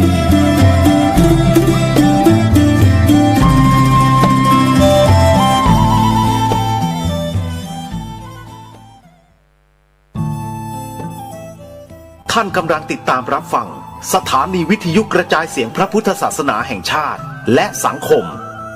คลื่นเพื่อการศึกษาพระพุทธศาสนาและวัฒนธรรมระบบ FM 104.5 เมกะเฮิรตซ์รายการต่อไปเป็นรายการคดีโลกคดีธรรมการนี้และรายการดีๆจากสถานีวิทยุพระพุทธศาสนาแห่งชาติจำนวน45สถานีได้ในแอปพลิเคชันนี้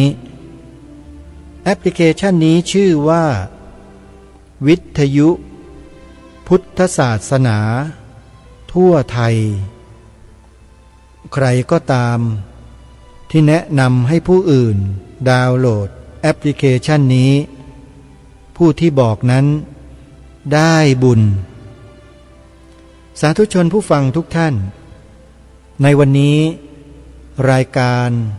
ได้เตรียมเนื้อหาการสัมมนาวิชาการศึกษาพระปริยัติศาสตร์นานาชาติในภาคค่ำของวันที่14ตุลาคมพระพุทธศักราช2566ซึ่งเป็นการจัดงานในวันที่2ของวัด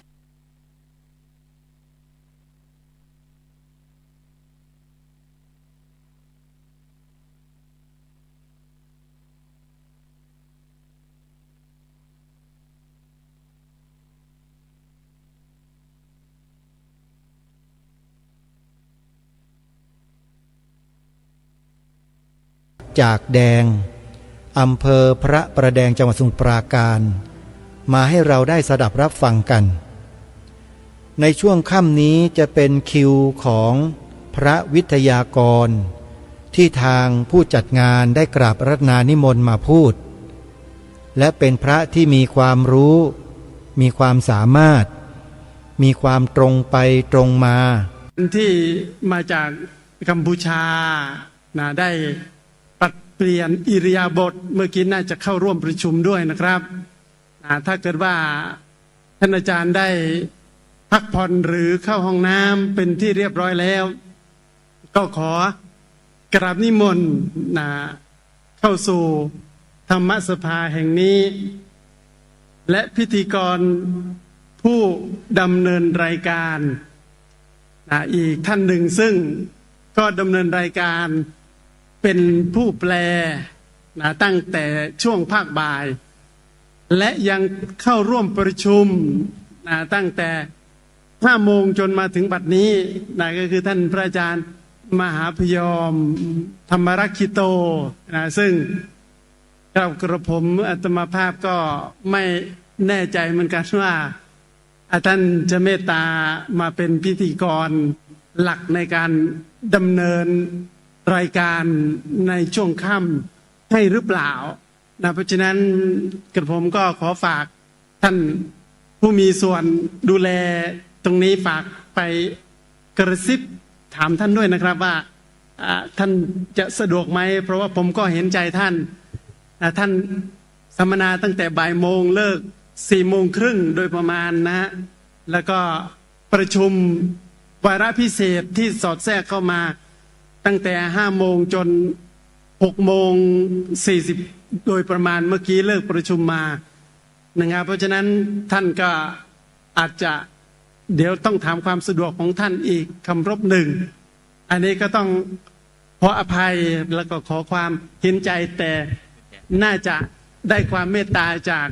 ท่านอาจารย์เจ้าคุณพระราชวชิรบัณฑิตเป็นผู้แทนหรือท่านได้เมตตาเข้ามาร่วมเสวนาวิชาการในความเป็นมาเป็นอยู่และเป็นไปของการศึกษาพระบาลีหัวข้อในวันนี้ท่านอาจารย์พระมหาพยอมนะครับท่านก็เมตตานะครับแม้ว่าท่านจะเหนื่อยผมมองหน้าท่านก็คงจะขอเหลือแต่พระคุณเจ้าที่มาจากประเทศกัมพูชานะครับเพื่อให้งานดำเนินสืบต่อไปนะครับเวลานั้นมีค่านะครับกาโรคัสติปูตานิสัพพาเนวสหัตตนาโยกจากการคโสปูโตสะปูตะปัจจนิงปจิการเวลาเคี้ยวกินสัตว์ทั้งหลายพร้อมก็ได้ตัวมันเองนะครับบุคคลใดสามารถที่จะเคี้ยวคืนการเวลามีปฏิสนธิการเป็นต้นได้บุคคลนั้นชื่อว่าเป็นผู้เผาสามารถที่จะเผาตัณหาที่มีปกติเผาสัตว์ทั้งหลายไปสู่อบายอันนี้ก็นิมนต์ท่านพระมหาเถระนะครับผู้คงแก่การเรียนการศึกษานะครับเป็นคนระยองเหมือนกันนะครับอาจารย์มหาไพโรจน์ญาณปุตโรนะครับวันนี้ท่านจะมาพูดถึงเรื่องการเรียนการศึกษาในฐานะที่ท่านเป็นผู้ค้ำวอร์ดอยู่ในวงการบาลีนะครับจะพูดว่าท่านเป็นจอมยุทธบาลีก็ไม่เอานะครับเพราะต้องถือว่าเพราะว่าท่านมันอยู่ในตำแหน่งเอาเป็นว่าเซียนบาลีดีกว่าเพราะจอมยุทธเดี๋ยวเขาจะมองว่าเหมือนนักเลงเอาถือว่าท่านเป็นเซียนบาลีนะครับนิมนต์ท่านอาจารย์ครับขอถวายความเคารพพระเดชพระคุณพระราชวชรบัณฑิตเจ้าวาดวัดจักแดงแล้วก็สหธรรมิกทุกรูปเจริญพรญาติโยมทุกท่านตั้งแต่เมื่อวานก็ได้ติดตามทาง Facebook วัดจักแดงมองว่าการสัมมนาครั้งนี้เป็นการสัมมนาที่ดีมีประโยชน์ด้วยยุคด้วยสมัยที่เครื่องมือสื่อสารใช้การได้ทั่วถึงแล้วก็ค่อนข้างจะบริบูรณ์ตามหัวข้อที่ทางนี้ได้ตั้งไว้หรือกำหนดไว้เกี่ยวกับการเรียนการสอนความจริงแล้วเนี่ยคำสอนของพระพุทธเจ้าที่เรียกว่าพุทธศาสนาเรามาแปลซะเสียความเลยนะพระพุทธศาสนาแล้วก็ไปพูดถึงสถานที่บ้างตัวบุคคลบ้างแล้วก็กลุ่มบุคคลเป็นต้นบ้างความจริงพระพุทธศาสนาเนี่ยคือคำสอนของพระพุทธเจ้าเป็นสิ่งที่สำคัญที่สุดแต่ว่าสิ่งนี้จะสำคัญไม่ได้เลยหรือจะมีประโยชน์อย่างแท้จริงไม่ได้เลยถ้าไม่มีการสอนไม่มีการเรียนส่วนใหญ่เราจะใช้สำนวนว่าการเรียนการสอนก็มีที่มาที่ไปพ พอสมควรเลยทีเดียวนะคำว่าปริยัตติความจริงแล้วเป็นคำที่ครอบคลุมความหมายทั้งสองอย่างที่ว่าไม่ว่าจะเป็นการเรียนการสอนหรือการสอนการเรียน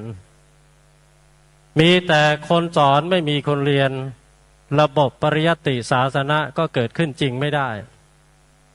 มีแต่คนเรียนแต่ไม่มีคนสอนระบบปริยัตติศาสนะก็เกิดขึ้นจริงไม่ได้เช่นเดียวกันทุกวันนี้ยกตัวอย่างเช่นวัดจักแดงเมื่อปีพุทธศักราช 2551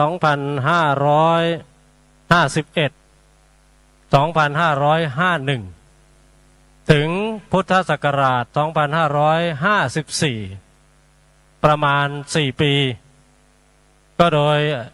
อาจารย์เจ้าคุณพระราชวชรบัณฑิตหรืออาจารย์เจ้าคุณประนอมเรานี่แหละได้ให้อาตมามาช่วยสอนก็ได้สอนอภิธรรมัฏฐสังคหะพร้อมทั้งอภิธรรมัฏฐวิภาวินีฎีกาจากนั้นก็สอนหลักสูตรชั้นธรรมาจริยะมีรุ่นแรกและรุ่นเดียวรวมทั้งรุ่นสุดท้ายด้วยแต่ถือว่าสอนจบเนี่ย3 คัมภีร์สอนจบตามหลักสูตรแต่ว่าคุณภาพเนี่ยต้องอยู่ที่นักศึกษาส่วนใหญ่เราจะมองว่าถ้าเข้าห้องเรียนหรือถ้ามาโรงเรียนแล้วเนี่ยค่อนข้างจะสมบูรณ์แต่ความจริงแล้วสิ่งที่จะเติมเต็มสร้างความสมบูรณ์ให้แก่การศึกษาจากห้องเรียนนั้นคือการทบทวนแล้วก็การถามไถ่ในสิ่งที่เราข้องใจหรือสงสัยถ้าขาดระบบดังกล่าวอย่างเมื่อวานก็มีการพูดเรื่องระบบนี้ต้องมีการเรียนการสอนก็คือมีการได้ยินได้ฟังซึ่งสมัยก่อนเนี่ยจะเป็นการฟังเป็นการพูดสดฟังสดไม่มีการฟังย้อนหลังเหมือนยุคปัจจุบันแม้จะมีก็ยังเป็นการฟังสดพูดสดเหมือนเดิมแต่ส่วนใหญ่แล้วเนี่ยฟังครั้งเดียวค่อนข้างจะเข้าใจในยุคนั้นสมัยนั้นลองคิดดูนะครับว่าจากระบบสมัยก่อนที่มีแต่เสียงพูดกับหูฟังมีแต่คนสอนคนบรรยายคนเทศกับคนฟังไม่มีตัวหนังสือสำหรับบันทึกจารึกมาจนถึงทุกวันนี้หรือเหมือนทุกวันนี้แต่ด้วยความที่พระเถระโดยเฉพาะพระอรหันตเถระผู้ซึ่งรู้ถึงความสำคัญทางด้านคำสอนของพระพุทธเจ้าเป็นอย่างสูงสุดพยายามถึงที่สุดเพื่อให้คำสอนของพระพุทธเจ้ามีการเรียนการสอนสืบทอดอยู่เรื่อยๆไม่งั้นแล้วเนี่ยพุทธศาสนาจะหายไปพุทธศาสนาในที่นี้คือพระปริยัตติศาสนาซึ่งเมื่อไม่นานมานี้ก็ได้ยินท่านอาจารย์เจ้าคุณพระราชวชรบัณฑิตท่านบรรยายไว้ใน YouTube ซึ่งก็ตรงตามตำราที่เราศึกษากันมาแล้วนั่นเองพระปริยัติเนี่ยเปรียบเสมือนสระที่มีขอบสระอย่างมั่นคงส่วนปฏิปัติศาสนาเนี่ยเปรียบเสมือนน้ำในสระที่มีขอบสระห้อมล้อมไว้อย่างมั่นคงส่วนปฏิเวทศาสนาเนี่ยเปรียบเสมือนตำราจะบอกว่าเปรียบเสมือนดอกบัวเป็นต้นแต่ความจริงก็คือทุกสิ่งทุกอย่างที่อาศัยน้ำเป็นไปนับ1 2 3ตามลำดับก็คือ1ปริยัตติศาสนา2ก็คือปฏิปัติศาสนา3ก็คือปฏิเวทศาสนาความจริงการสัมมนาครั้งนี้เนี่ยอย่างที่เมื่อครู่ประชุมกันแล้วท่านอาจารย์เจ้าคุณท่านบอกว่าตื่นขึ้นมาได้แนวคิดแล้วก็ลงมือทำทันทีซึ่งเป็น แนวคิดที่ดีมากแต่ถ้าไม่ทำในทันทีที่คิดได้หรือคิดออกไม่เริ่มต้นก็จะไม่เกิดเป็นต้นเป็นดอกเป็นผลอันจะมีประโยชน์ในทุกระดับได้โครงการนี้ก็คิดว่าหรือการสัมมนาครั้งนี้ก็คิดว่าคงเป็นแนวคิดที่ไม่ได้ใช้เวลาในการคิดริเริ่มเท่าไหร่นักดูจากที่ครั้งแรกท่านอาจารย์เจ้าคุณส่งมาให้ผมมาร่วมฟังเสวนาฟังสัมมนาผมตอบขอบพระคุณครับพอตื่นเช้ามาอ้าวเอกสารที่ท่านส่งมาหายไปซะแล้ว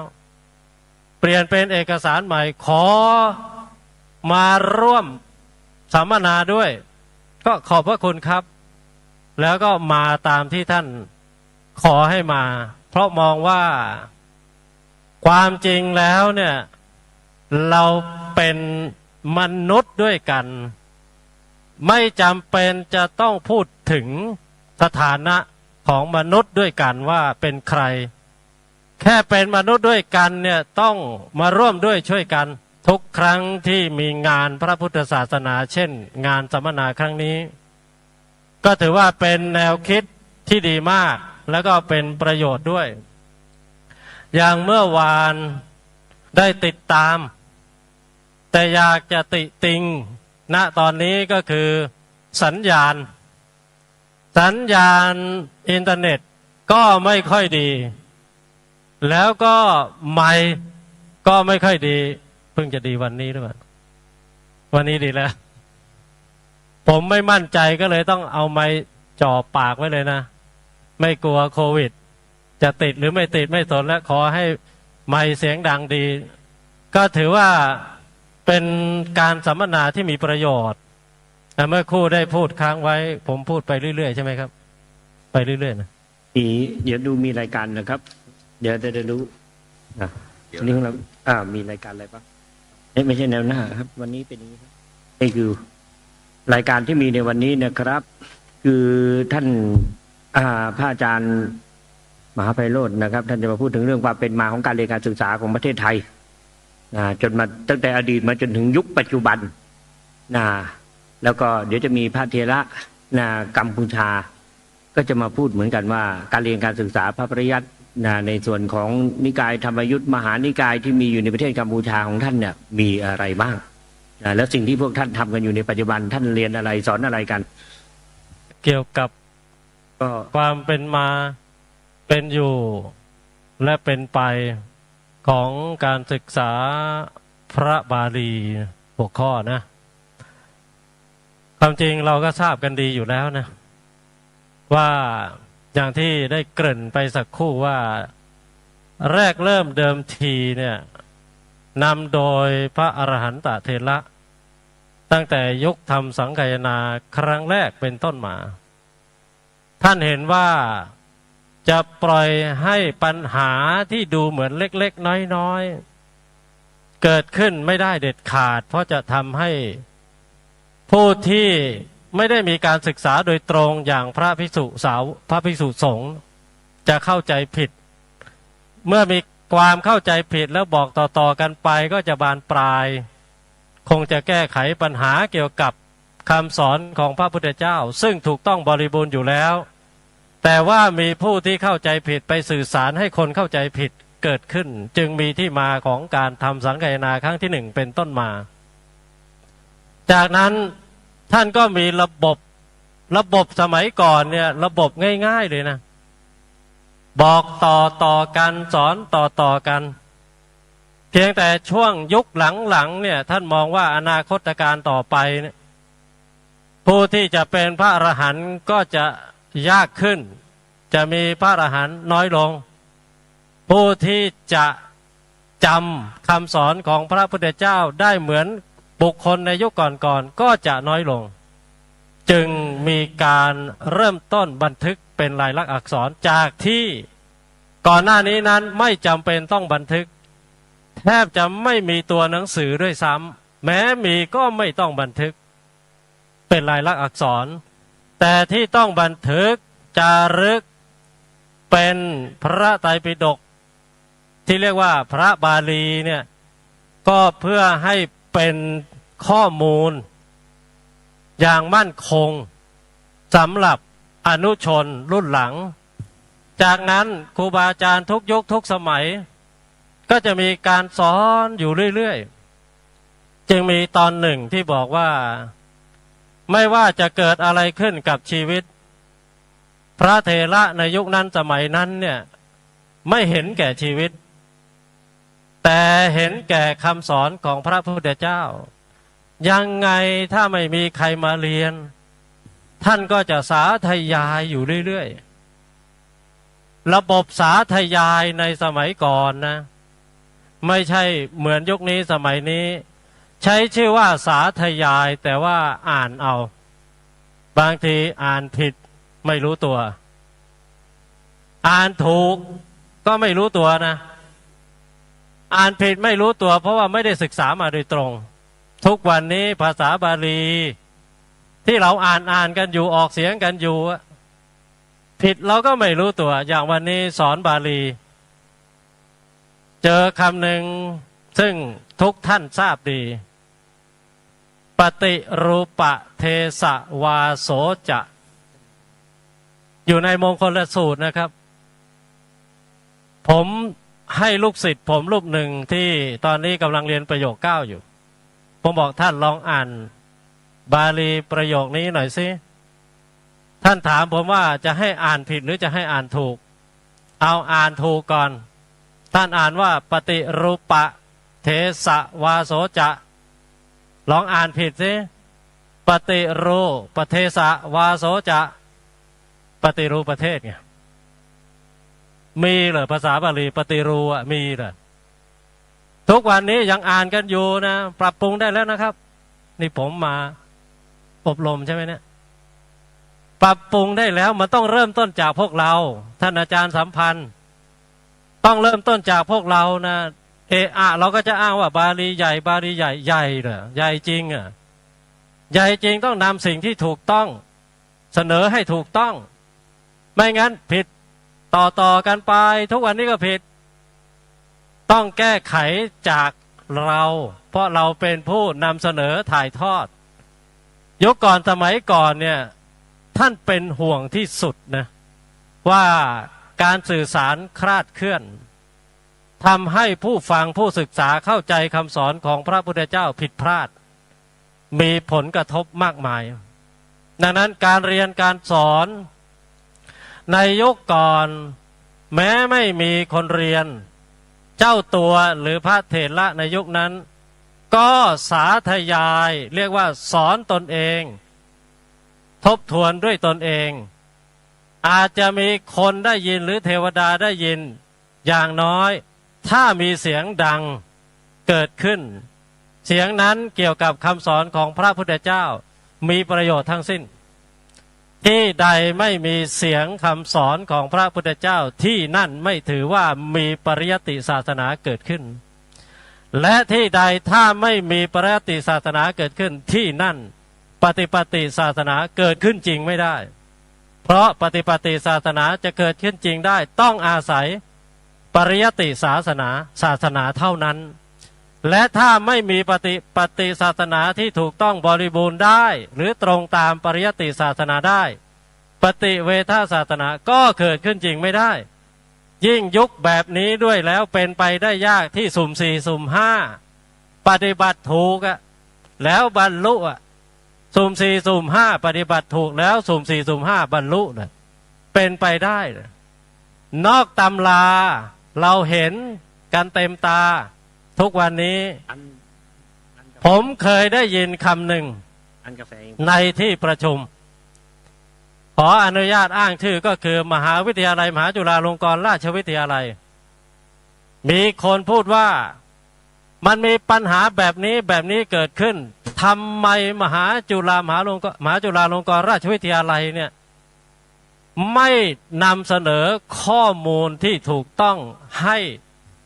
ญาติโยมหรือสังคมทราบบ้าง ประเด็นนี้ผมติดใจมากแล้วผมก็จะนำเสนอให้ได้โดยเฉพาะทางด้านของพระอภิธรรมแล้วก็ด้านของพระวินัยต่อไปเนี่ยผมจะใช้ชื่อว่าผอ.อภิธรรมสอนวินัยแค่ชื่อก็คงชวนคนเรียนคนฟังได้เยอะผอ.อภิธรรมแต่สอนวินัย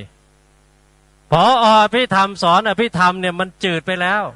แต่ไม่ได้แปลว่าผมจะหยุดสอนอภิธรรมเนี่ยตั้งแต่เป็นผอ.เนี่ยมีคนมาถามว่าท่านเป็นผอ.แล้วท่านจะสอนอีกไหมผมบอกทันทีว่างานสอนงานหลักเนี่ยใช้คำพูดว่างานเทศงานร้องงานสอนธรรมะงานหลักเชื่อไหมว่าสมัยก่อนพระหนุ่มตอนที่ยังไม่มีตำแหน่งใดๆเนี่ยสอนกันเยอะมากเลยนะพอมีตำแหน่งแล้วอ้างว่าไม่มีเวลาสอนพวกเราเนี่ยจะต้องไม่อ้างแบบนั้นต่อให้ไม่มีเวลาก็ต้องสอนต่อให้เดินทางไปสอนไม่ได้ก็ต้องสาธยายด้วยตนเองเมื่อเร็วๆนี้ไม่ทราบว่าวันนี้ท่านมาหรือเปล่าพระอเนกเมื่อวานมานะวันนี้ไม่มานะอ่านเห็นอยู่วันนี้ไปแล้ววันนี้ไปแล้วแสดงว่าผมมาท่านเลยไปช่วงนี้ท่านไปขอพักกับผมอยู่ที่คณะ6ผมอนุญาตให้ท่านพักเพราะเห็นว่าเป็นพระที่ตั้งใจเรียนมากเชื่อไหมว่าเมื่อไม่กี่วันนี้เองผมตื่นเช้ามาเปิดประตูได้ยินเสียงทวนปาติโมกข์ในคณะเนี่ยมีพระรูปนี้รูปเดียวที่บ้าอยู่รูปเดียวคือบ้าวินัยเก่งวินัยด้วยผมเดินกลับไปในห้องจะไปเอาโทรศัพท์มาถ่ายวิดีโอออกมาเสียงจบซะแล้วพอกลางวันเจอท่านเมื่อเช้าท่านทำอะไรผมกลัวจะลืมครับผมจึงต้องสาธยายทบทวนไว้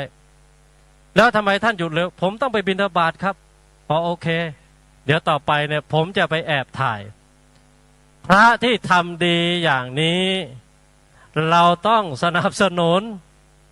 เรื่องส่วนตัวก็เป็นเรื่องส่วนตัวเรารู้อยู่แล้วว่าใครทำผิดคนนั้นก็ได้รับผิดใครทำถูกคนนั้นก็ได้รับถูก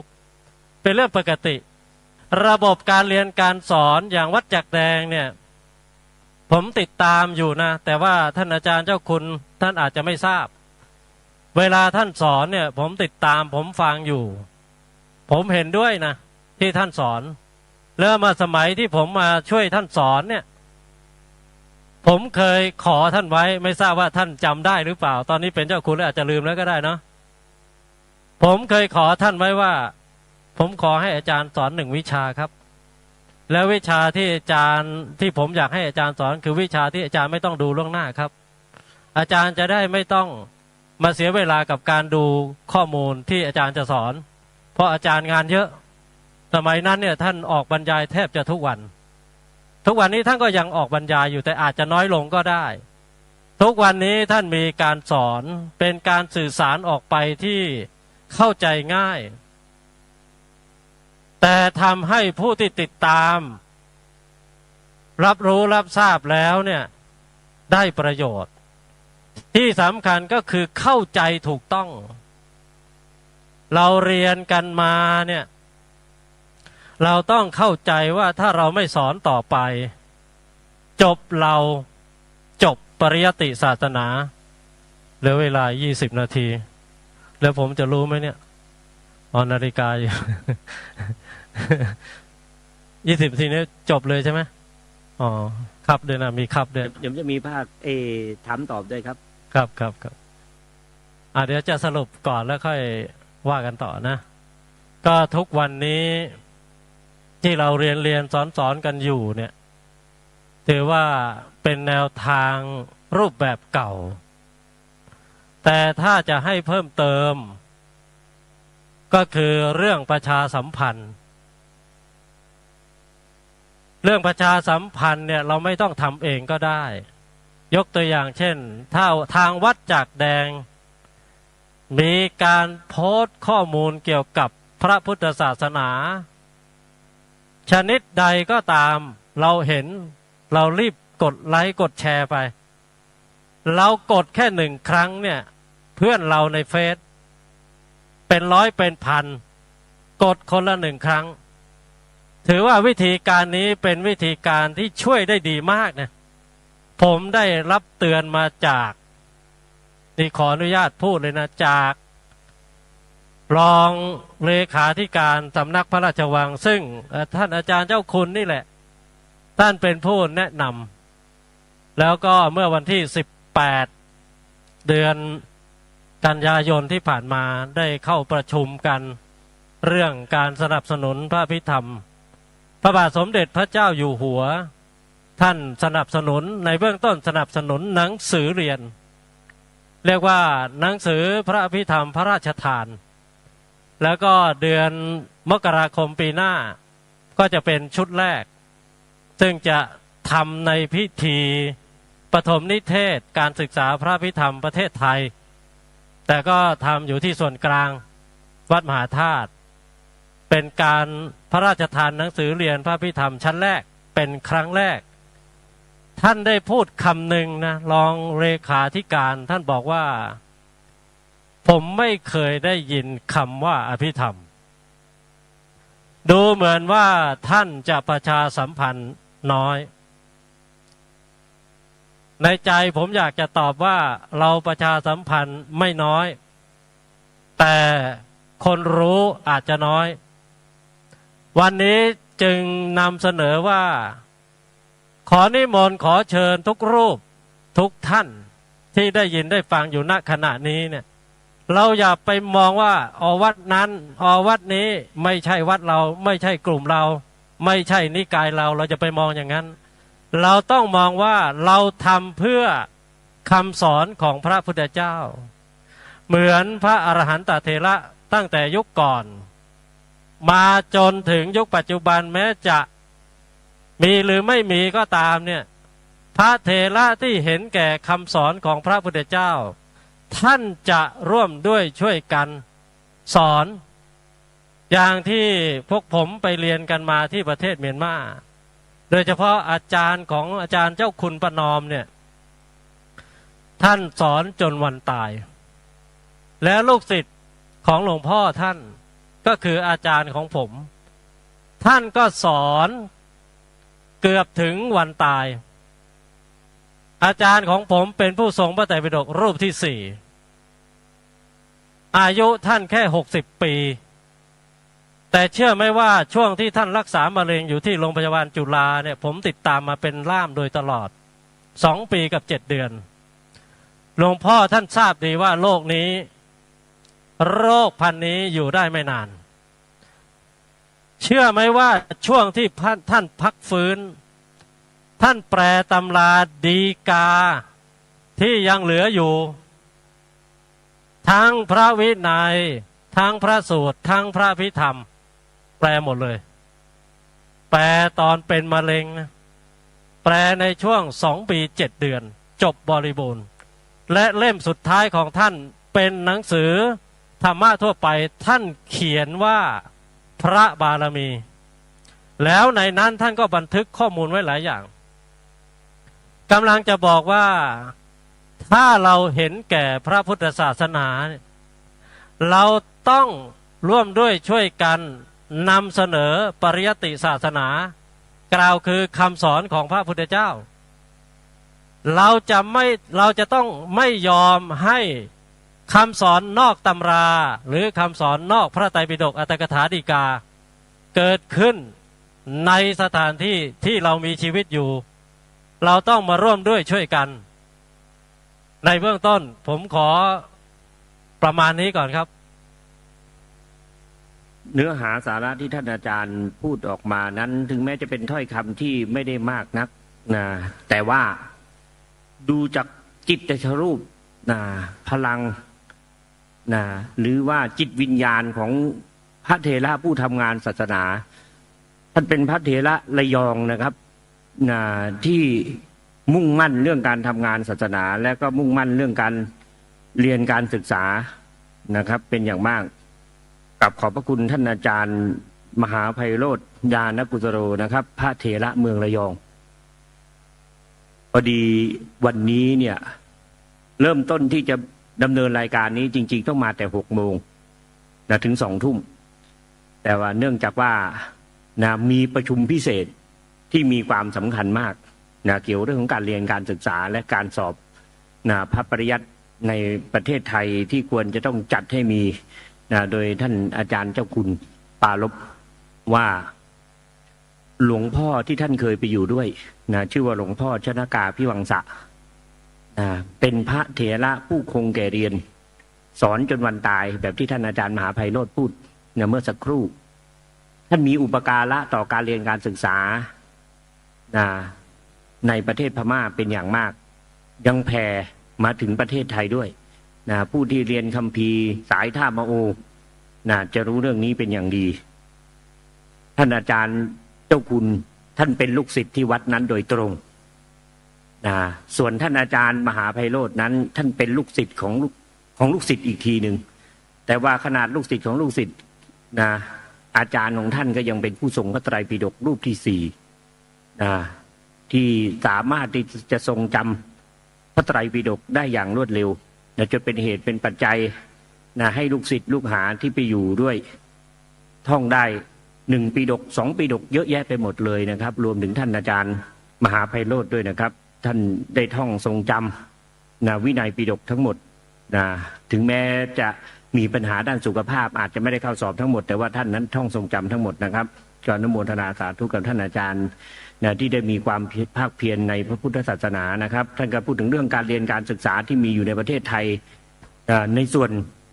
ท่านไปเริ่มต้นตั้งแต่ในสมัยปฐมสังฆายนาเลยพระเถระเจ้าช่วยกันรักษา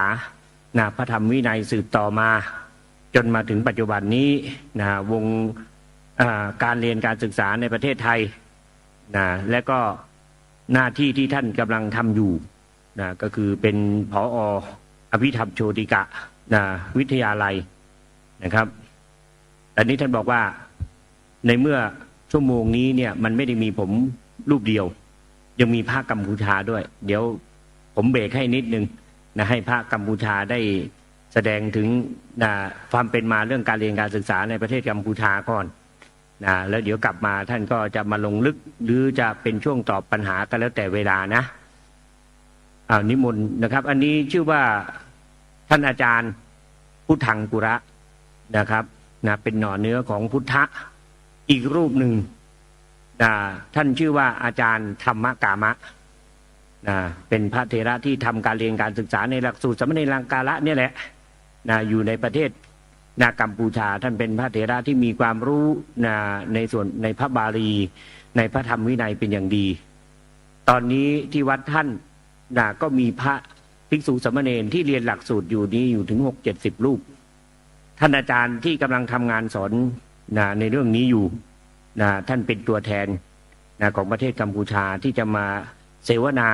คุยเรื่องการเรียนการศึกษาในครั้งนี้นะครับขอเชิญนิมนต์ท่านอาจารย์นะครับทั้ง2 รูปนะครับ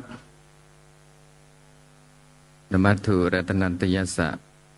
ขอถวายความนอบน้อมแด่พระรัตนตรัยและถวายความนอบน้อมแด่พระมหาเถรานุเถระทุกๆองค์และสัทมิกขอเจริญพรญาติโยมที่ได้มาร่วมในงานในวัดแดกแดงนี้ในการอนุเคราะห์ของพระมหาเถระให้ผมได้มาเริ่มบอกเรื่องการศึกษาปริยัติธรรมในประเทศกัมพูชาแต่ก่อนจะบอกเรื่องการศึกษาปริยัติธรรมในประเทศกัมพูชาก็อยากบอกการเข้ามาในพระพุทธศาสนาเข้ามาของพระพุทธศาสนาในประเทศกัมพูชาก่อนแต่ไม่นานเท่าไหร่ผมก็พูดโดยย่อประเทศกัมพูชาเป็นประเทศหนึ่งที่ได้รับการนับถือเคารพซึ่งพระธรรมคำสอนของพระพุทธเจ้าตั้งแต่นานมาแล้วตามประวัติได้เขียนไว้ว่าตั้งแต่พระเจ้าอโศกมหาราช ได้เผยแผ่สมัยนั้นมีพระเถระสองรูปก็คือพระเถระโสนุตระเถระที่มาเผยแผ่ฉะนั้นนับว่าตั้งแต่พุทธศักราชพุทธศักราช200ประมาณ235แต่มีการนับถือสลับกันตามสมัยการของพระราชาสมัยการบ้างก็พระราชาก็ยุ่งนับถือศาสนาพุทธบางพระราชาก็ยุ่งนับถือเคารพศาสนาพราหมณ์ฉะนั้นแม้แต่วัฒนธรรมทั้งหลายมีปราสาทมีอะไรก็เกี่ยวเนื่องพราหมณ์โดยมากแต่เวลาสมัยที่พระราชาเคารพนับถือศาสนาพุทธก็เอาเป็นสถานที่เคารพบูชาเป็นวัดมีพุทธรูปเพื่อเคารพแต่ก่อนก็มีการศึกษาแต่ผมก็อยากพูดแต่พุทธศาสนาที่มาดำรงมั่นคงในกัมพูชาสมัยก่อนก็มีการศึกษาประธรรมคำสอนของพระสัมมาสัมพุทธเจ้าอย่างมั่นคงก็มีพระเถระ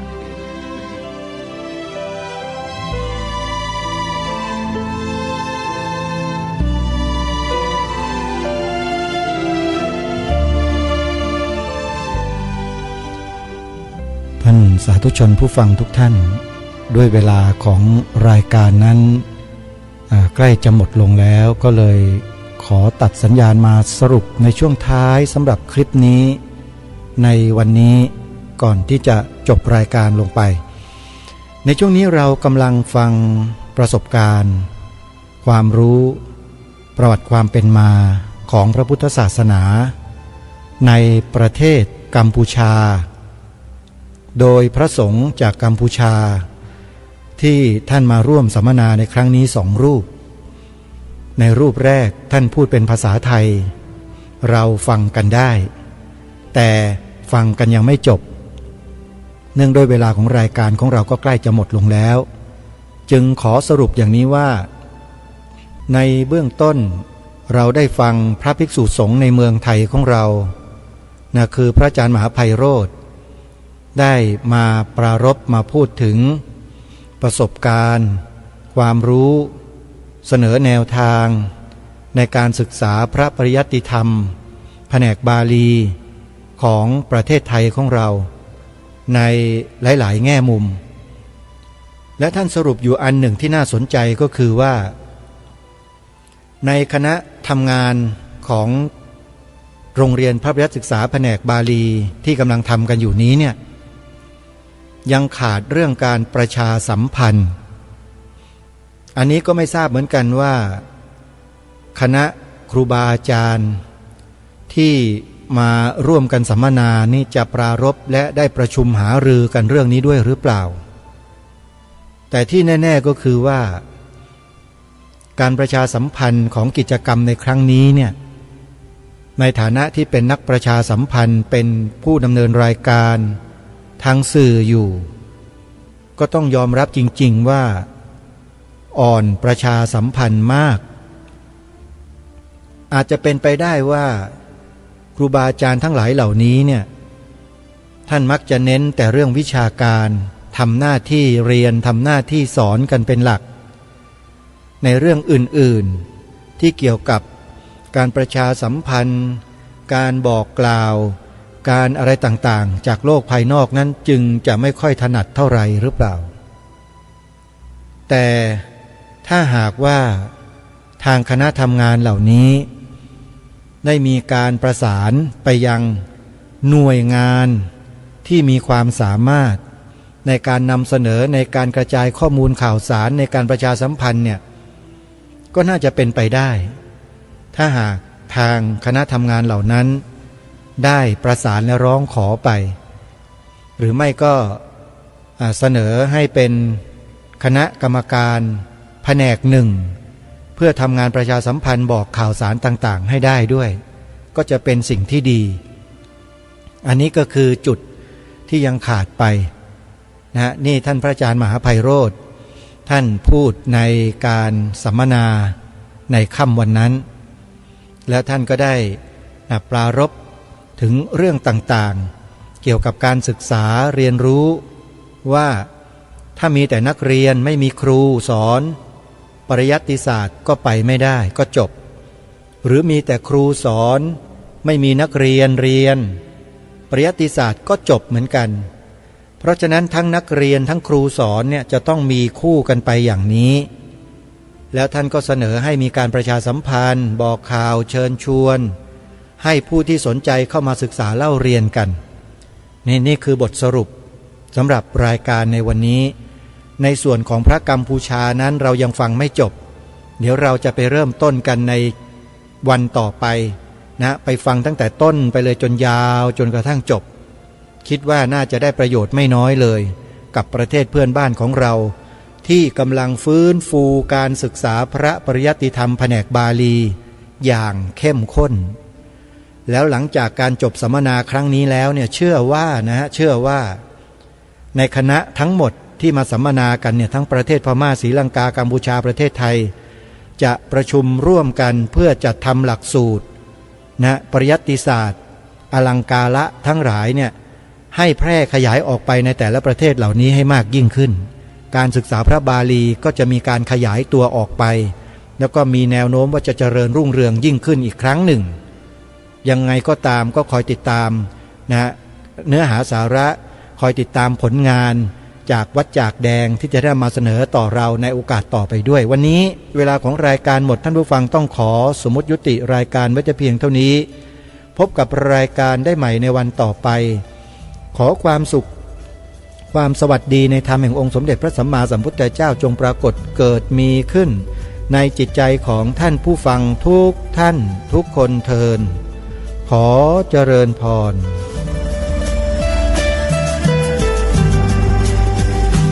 กล้าคิดก็ต้องกล้าทำอย่ากลัวถ้าทำความดีเป็นศึกษาปัญหาให้ทันท่วงที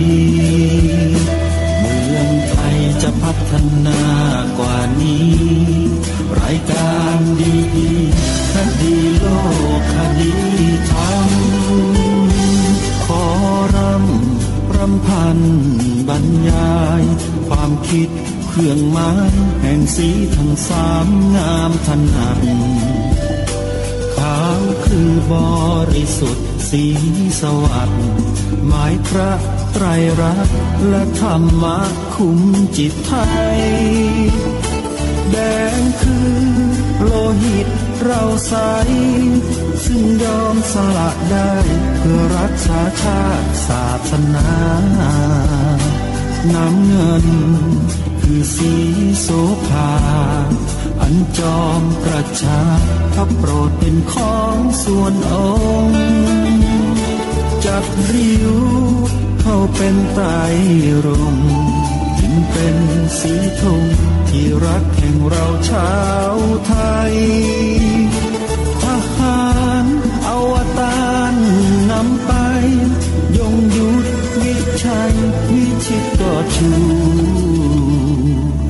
เกียรติสยาม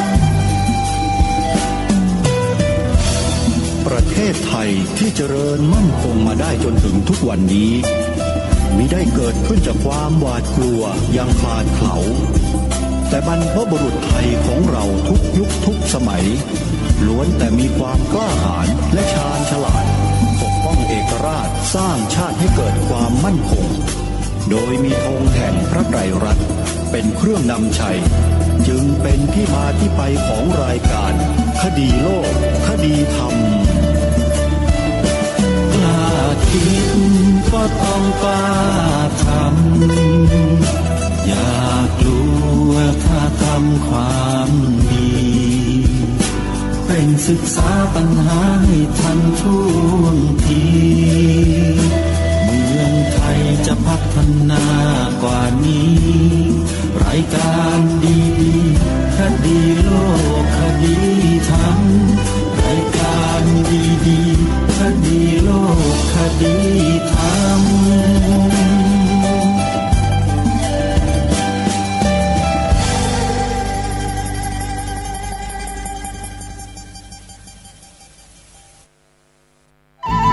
ที่จบไปแล้วนั้นเป็นรายการ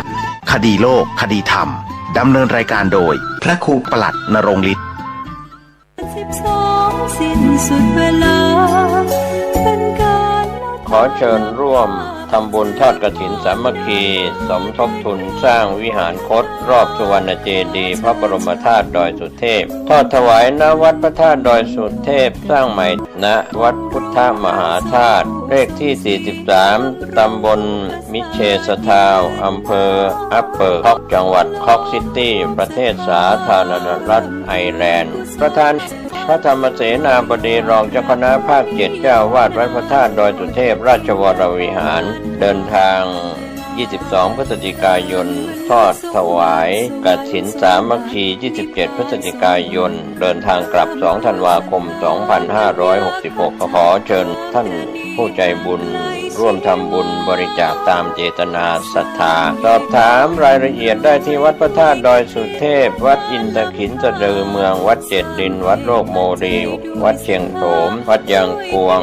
วัดโชติกุลสุวรรณารามวัดหมูบุญอำเภอเมืองเชียงใหม่วัดดอยสะพันยูวัดสันขยอมอำเภอแม่วางวัดทับเดือวัดราชครูคุ้มพระนเรศวรอำเภอแม่แตงและวัดพระธาตุสว่างอำเภอแม่อายจังหวัดเชียงใหม่ติดต่อสอบถามรายละเอียดเพิ่มเติมได้ที่08981592609942588680และ0964082655ก็เป็นงานบุญงานกุศลทอดกฐินสามัคคีสร้างถวายณวัดพระธาตุดอยสุเทพสร้างใหม่ณวัดพุทธมหาธาตุประเทศสาธารณรัฐไอร์แลนด์ทอดกฐินตรงกับวันที่27พฤศจิกายนพุทธศักราช2566คณะสงฆ์คณะศรัทธาร่วมทำบุญในการพัฒนาวัดในต่างแดนโดยทั่วหน้ากันไกลชีวาสร้างเหตุความร่ำรวยด้วยกฐินและทานลำพา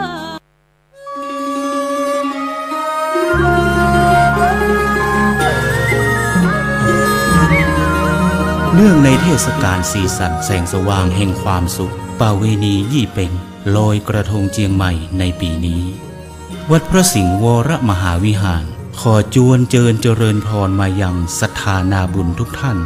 ร่วมบำเพ็ญมหาพลานิสงส์ถวายโคมไฟโคมประดับในงานประเวณียี่เป็งจำนวน 84,000 ดวงตามจำนวนสังขยานับได้แห่งพระสัทธรรมขององค์สมเด็จพระบรมศาสดาสัมมาสัมพุทธเจ้าที่ได้ตรัสสอนสั่งยังเวนยชนและเพื่อน้อมถวายบูชาพระพุทธปฏิมาองค์เอกอ้างพระพุทธสิหิงพระสิงห์หลวงเจ้ากับทั้งจักได้น้อมถวายบูชาพระมหาเจติยะพระบรมธาตุหลวงเจ้าประจำปีกำจตามโรงงูใหญ่โคมไฟโคมพัดและโคมลอยนั้นเจ้าล้านนาใจเพื่อฮื้อแสงสว่าง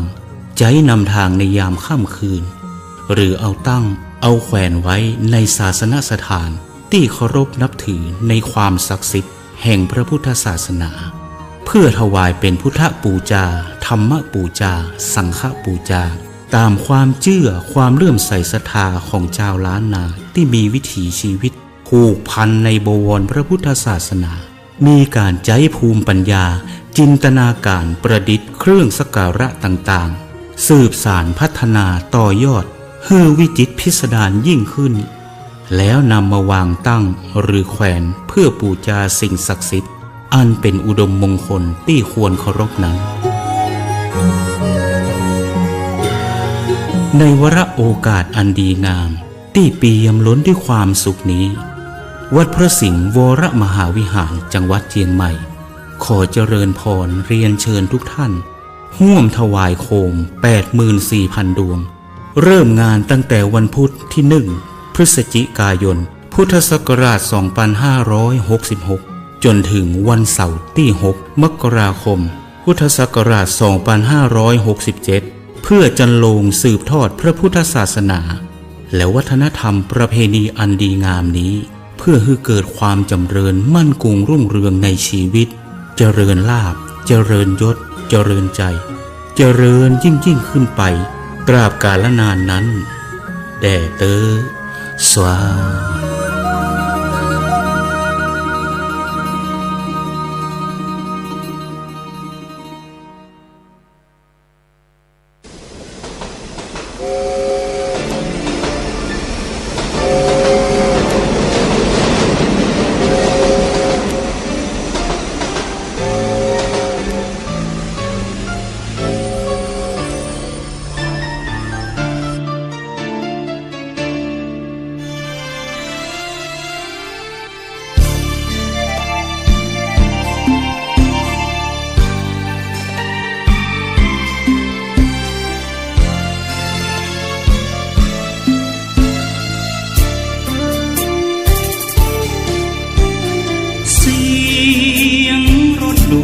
ขบวน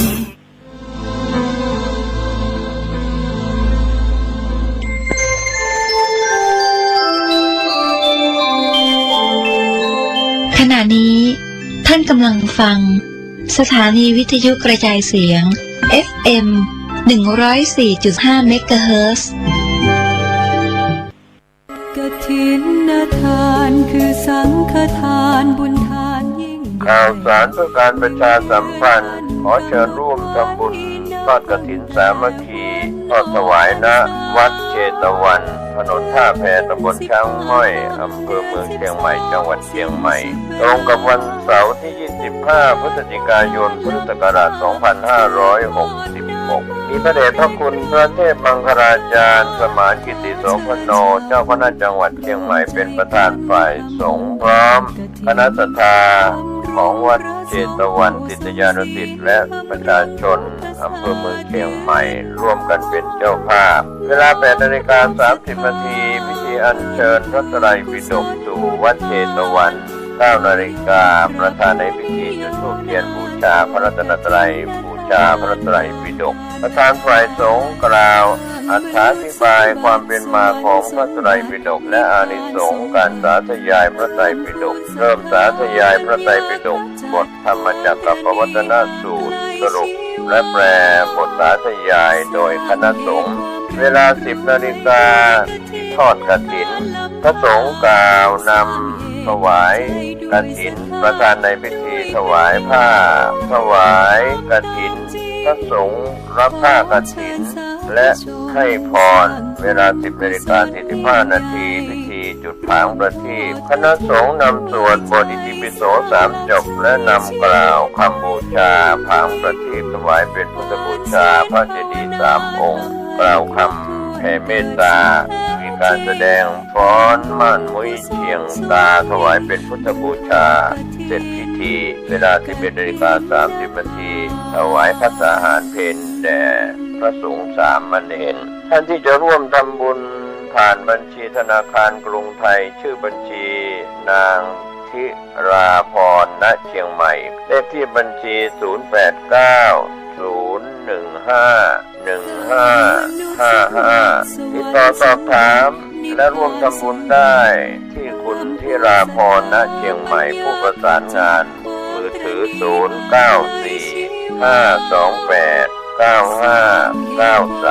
ก็เป็นงานบุญงานกุศลในการทำบุญทอดกฐินสามัคคีและสาธยายพระไตรปิฎกก็ขอเชิญชวนท่านสาธุชนทั้งหลายร่วมงานนี้โดยพร้อมเพรียงกันเชิญสาธุชนสร้างบุญกุศลยิ่งใหญ่ร่วมทอดกฐินด้วยใจโศกพรรษาถึงขึ้น15 ค่ำเดือน12ข่าวสารการกุศลกำหนดพิธีทำบุญทอดกฐินมหาวิทยาลัยเชียงใหม่ประจำปีพุทธศักราช 2566 ตรงกับวันเสาร์ที่ 25 พฤศจิกายน 2566 ทอดถวายกับพระภิกษุสงฆ์ที่จำพรรษาท่วนไตรมาสณวัดฝายหินตำบลสุเทพอำเภอเมืองเชียงใหม่จังหวัดเชียงใหม่ 13:30 น.ตั้งขบวนแห่องค์กฐินและบริวารของมหาวิทยาลัยเชียงใหม่ขบวนแห่องค์กฐินและบริวารจากทุกคณะสถาบันสำนักและส่วนงานต่างๆพร้อมกันชมการแสดงของชมรมพื้นบ้านล้านนาสโมสรนักศึกษามหาวิทยาลัยเชียงใหม่ 14 น.เคลื่อนขบวนแห่องค์กฐินและบริวารเข้าสู่วัดฝายหินมหาวิทยาลัยเชียงใหม่ประธานในพิธีจุดธูปเทียนบูชาพระรัตนตรัยถวายตาลปัตรใหม่แด่ประธานสงฆ์ไหว้พระสมาทานเบญจศีลสุมาครัวตาลโอกาสเวนตาลตามประเพณีล้านนาประธานในพิธีกล่าวนำถวายผ้ากฐินแด่พระสงฆ์น้อมนำผ้าไตรกฐินผ้าไตรคู่สวดวางบนพานแว่นฟ้าด้านหน้าพระสงฆ์อัปโรกกฐินประธานในพิธีถวายผ้ากฐินและรองประธานถวายผ้าไตรคู่สวดและบริวารกฐินผู้เกี่ยวข้องมีนายกสภามหาวิทยาลัยอุปนายกสภามหาวิทยาลัยกรรมการสภามหาวิทยาลัยอธิการบดีรองอธิการบดีผู้ช่วยอธิการบดีประธานกรรมการส่งเสริมมหาวิทยาลัยคณบดีผู้อำนวยการสถาบันสำนักศูนย์กองประธานสภาพนักงานมหาวิทยาลัยประธานสภานักศึกษามหาวิทยาลัยเชียงใหม่นายกสโมสรนักศึกษามหาวิทยาลัยเชียงใหม่ประธานคณะกรรมการกลางหอพักนักศึกษามหาวิทยาลัยตามลำดับต่อจากนั้นพระสงฆ์อนุโมทนากรวดน้ำรับพรเป็นเสร็จพิธีก็เป็นส่วนบุญส่วนกุศลการทำบุญทอดกฐินกับพระสงฆ์ที่จำพรรษาท่วนไตรมาสของวัดฝายหินตำบลสุเทพอำเภอเมืองเชียงใหม่จังหวัดเชียงใหม่25 พฤศจิกายนเวลา 13 นาฬิกาเป็นต้นไปณวัดฝายหินตำบลสุเทพอำเภอเมืองเชียงใหม่จังหวัดเชียงใหม่เชิญท่านร่วมอนุโมทนาร่วมทำบุญติดต่อสอบถามรายละเอียดเพิ่มเติมได้ที่หมายเลขมือถือ 0879152924 ได้ทุกวันเพิ่มบุญกุศลสูงยิ่งบุญทอดกฐิ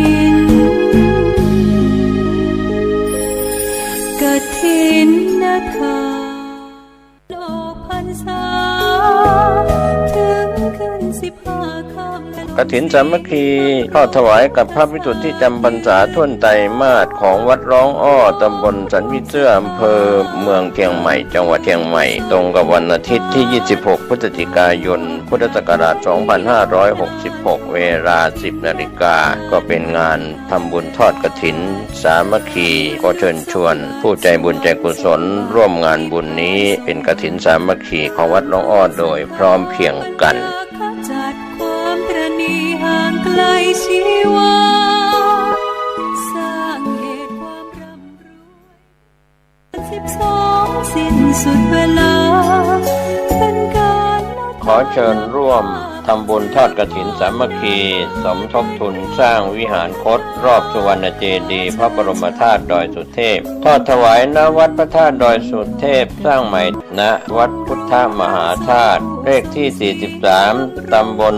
มิเชสทาวอำเภออัปเปอร์คอกจังหวัดคอกซิตี้ประเทศสาธารณรัฐไอร์แลนด์ประธานพระธรรมเสนาบดีรองเจ้าคณะภาค 7 เจ้าวาดวัดพระธาตุดอยสุเทพราชวรวิหารเดินทาง 22 พฤศจิกายนทอดถวายกฐินสามัคคี 27 พฤศจิกายนเดินทางกลับ 2 ธันวาคม 2566 ขอเชิญท่านผู้ใจบุญร่วมทำบุญบริจาคตามเจตนาศรัทธาสอบถามรายละเอียดได้ที่วัดพระธาตุดอยสุเทพวัดอินทขินสะดือเมืองวัดเจ็ดดินวัดโลกโมรีวัดเชียงโถมวัดยางกวงวัดโชติกุลสุวรรณารามวัดหมูบุญอำเภอเมืองเชียงใหม่วัดดอยสะพันยูวัดสันขยอมอำเภอแม่วางวัดทับเดือวัดราชครูคุ้มพระนเรศวรอำเภอแม่แตงและวัดพระธาตุสฝางอำเภอแม่อายจังหวัดเชียงใหม่ติดต่อสอบถามรายละเอียดเพิ่มเติมได้ที่ 089-818-5926 099-4258-680 และ 096-408-2655 ก็เป็นงาน บุญงานกุศลทอดกฐินสามัคคีสร้างถวายณวัดพระธาตุดอยสุเทพสร้างใหม่ณวัดพุทธมหาธาตุประเทศสาธารณรัฐไอร์แลนด์ทอดกฐินตรงกับวันที่ 27 พฤศจิกายน พุทธศักราช 2566 คณะสงฆ์คณะศรัทธาร่วมทำบุญในการพัฒนาวัดในต่างแดนโดยทั่วหน้ากันไกลชีวาสร้างเหตุความร่ำรวยด้วยกฐินทานลำพา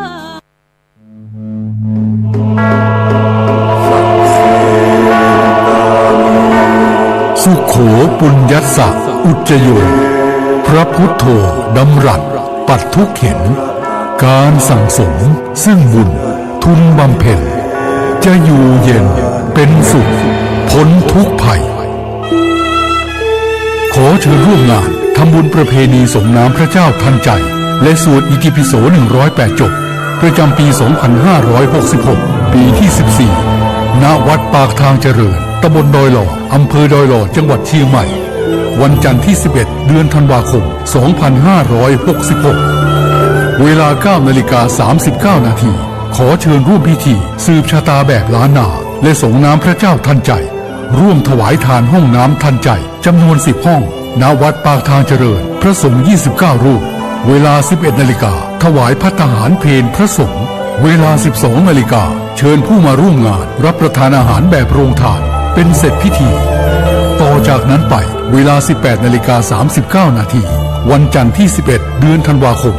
2566 ขอเชิญร่วมพิธีสวดอิติปิโส108 จบพระสงฆ์300 กว่ารูปประกอบพิธีจุดเทียนชัยมงคล108 เล่มรอบเจดีย์ปล่อยโคมไฟจำนวน108 ดวงณ วัดปากทางเจริญตำบลดอยหล่ออำเภอดอยหล่อจังหวัดเชียงใหม่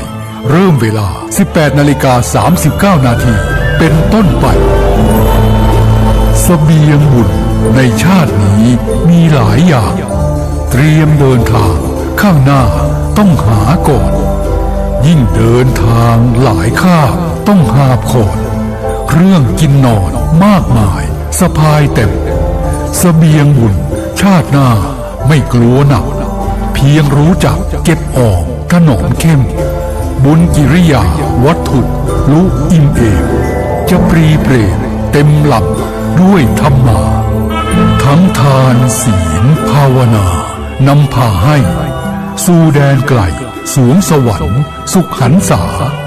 จะล่วงทุกข์ด้วยความเพียรด้วยปัญญาอภิญญาพาพ้นว่ายวนเวียนใครเสบียงบุญมีมากยามมอดม้อยกุศลช่วยส่งเสริมเพิ่มเสถียรเสบียงน้อยลอยหลั่งดังกำเกวียนดังแสงเทียนดวงน้อยคอยนำทาง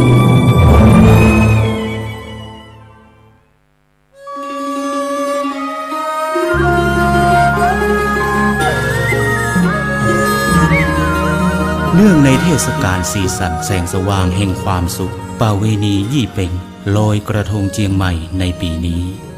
วัดพระสิงห์วรมหาวิหารขอจวนเจริญพรมายังศรัทธานาบุญทุกท่านร่วมบำเพ็ญมหาพลานิสงฆ์ถวายโคมไฟโคมประดับในงานประเวณียี่เป็งจำนวน 84,000 ดวงตามจำนวนสังขยานับได้แห่งพระสัทธรรมขององค์สมเด็จพระบรมศาสดาสัมมาสัมพุทธเจ้าที่ได้ตรัสสอนสั่งยังเวนยชนและเพื่อน้อมถวายบูชาพระพุทธปฏิมาองค์เอกอ้างพระพุทธสิหิงพระสิงห์หลวงเจ้ากับทั้งจักได้น้อมถวายบูชาพระมหาเจติยะพระบรมธาตุหลวงเจ้าประจำปีกัมจตามโรงงูใหญ่โคมไฟโคมพัดและโคมลอยนั้นเจ้าล้านนาใจเพื่อฮื้อแสงสว่างใจนำทางในยามค่ำคืนหรือเอาตั้งเอาแขวนไว้ในศาสนสถานที่เคารพนับถือในความศักดิ์สิทธิ์แห่งพระพุทธศาสนาเพื่อถวายเป็นพุทธบูชาธรรมบูชาสังฆบูชาตามความเชื่อความเลื่อมใสศรัทธาของชาวล้านนาที่มีวิถีชีวิตผูกพันในบวรพระพุทธศาสนามีการใจภูมิปัญญา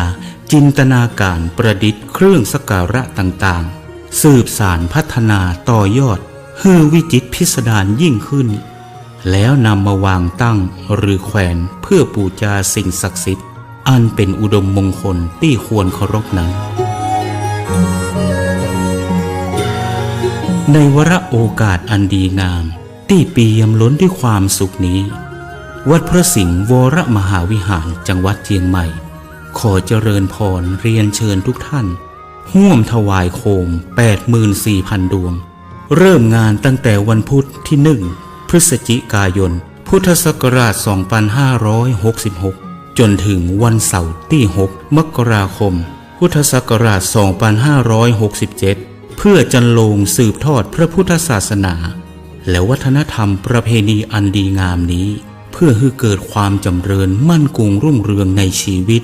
เจริญลาภเจริญยศเจริญใจเจริญยิ่งขึ้นไปตราบกาลนานนั้นแด่เตอสวา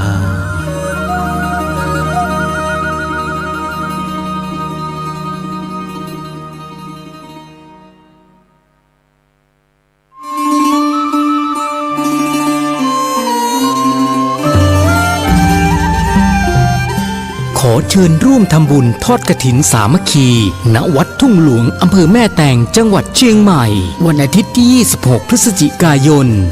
2566 กำหนดการดังนี้เวลา 9 นาฬิกาประกอบพิธีองค์การบวงสรวงบอกกล่าวเทวดาประกอบพิธีห่มผ้าพระธาตุทิศเหนือหลวงปู่สร้างเมื่อปี 2527 เวลา 10:30 นาทีคณะศิษยานุศิษย์ร่วมทำบุญทอดกฐินสามัคคีณวิหารหลวงเวลา 11 นาฬิกาถวายพระทหารเพลโรงทานอาหารและขอเชิญร่วมพิธีเจริญพุทธมนต์สืบชะตาหลวงทักษิณานุปทานครบรอบ 36 ปีการมรณภาพพระครูวรเวทวิสิทธิ์หรือครูบาธรรมชัยธรรมชโยครบรอบ 109 ปีชาตการวันอาทิตย์ที่ 24 ธันวาคม 2566 กำหนดการโดยย่อดังนี้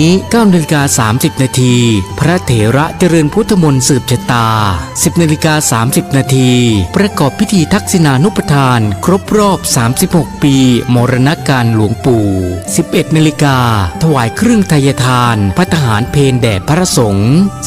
12:30 นาทีมอบทุนการศึกษาให้นักเรียนจำนวน 100 ทุนขอเชิญเป็นเจ้าภาพ 1. เครื่องไทยทานถวายแด่พระสงฆ์ชุดละ 1,500 บาท 2. เจ้าภาพทุนการศึกษาทุนละ 500 บาท 3. เจ้าภาพภัตตาคารโรงอาหารตามศรัทธา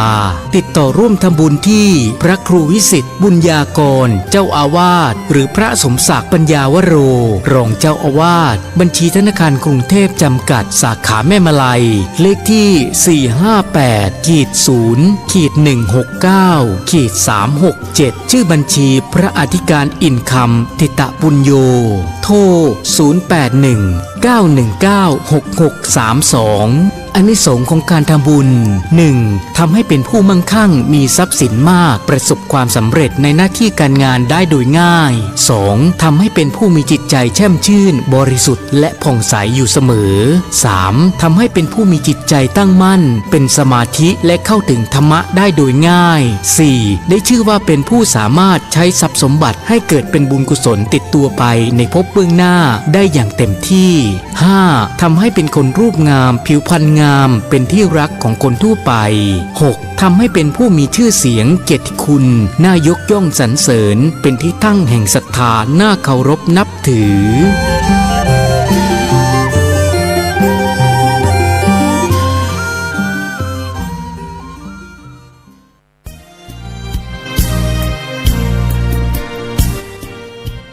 ข่าวสารเพื่อการประชาสัมพันธ์ร่วมงานทำบุญอายุวัฒนมงคลครบ5 รอบ 60 ปีพระครูวิสิทธิ์ศรีราภรณ์เจ้าคณะตำบลป่าแดดเจ้าวาดวัดวังสิงห์คำผู้ดำเนินรายการเทศทางวิทยุรายการมรดกธรรมกำเมืองทำบุญณวัดวังสิงห์คำตำบลป่าแดดอำเภอเมืองเชียงใหม่จังหวัดเชียงใหม่กำหนดการดังนี้วันเสาร์ที่ 16 ธันวาคม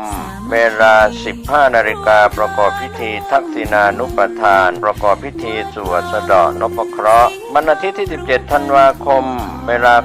9:30 นาทีจุดธูปเทียนบูชาพระรัตนตรัยไหว้พระสมาทานศีล 5พระสงฆ์เจริญพุทธมนต์สืบชะตาแบบล้านนาถวายทานต้นเงินต้นทองต้นเพชรและต้นมหาทานบารมีถวายเครื่องทยทานแด่พระสงฆ์อนุโมทนา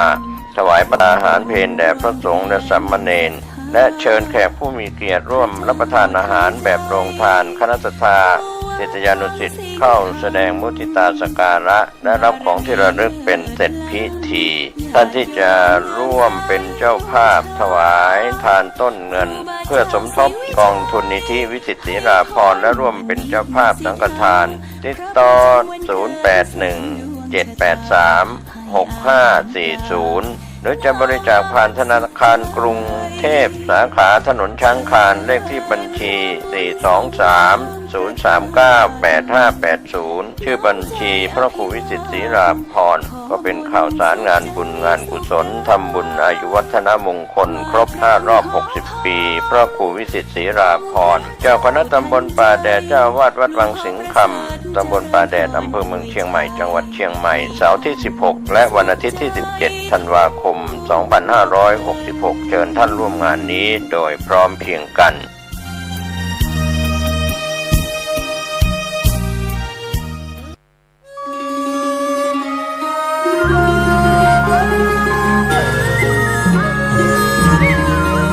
เนื่องในเทศกาลสีสันแสงสว่างแห่งความสุขประเวณียี่เป็งลอยกระทงเจียงใหม่ในปีนี้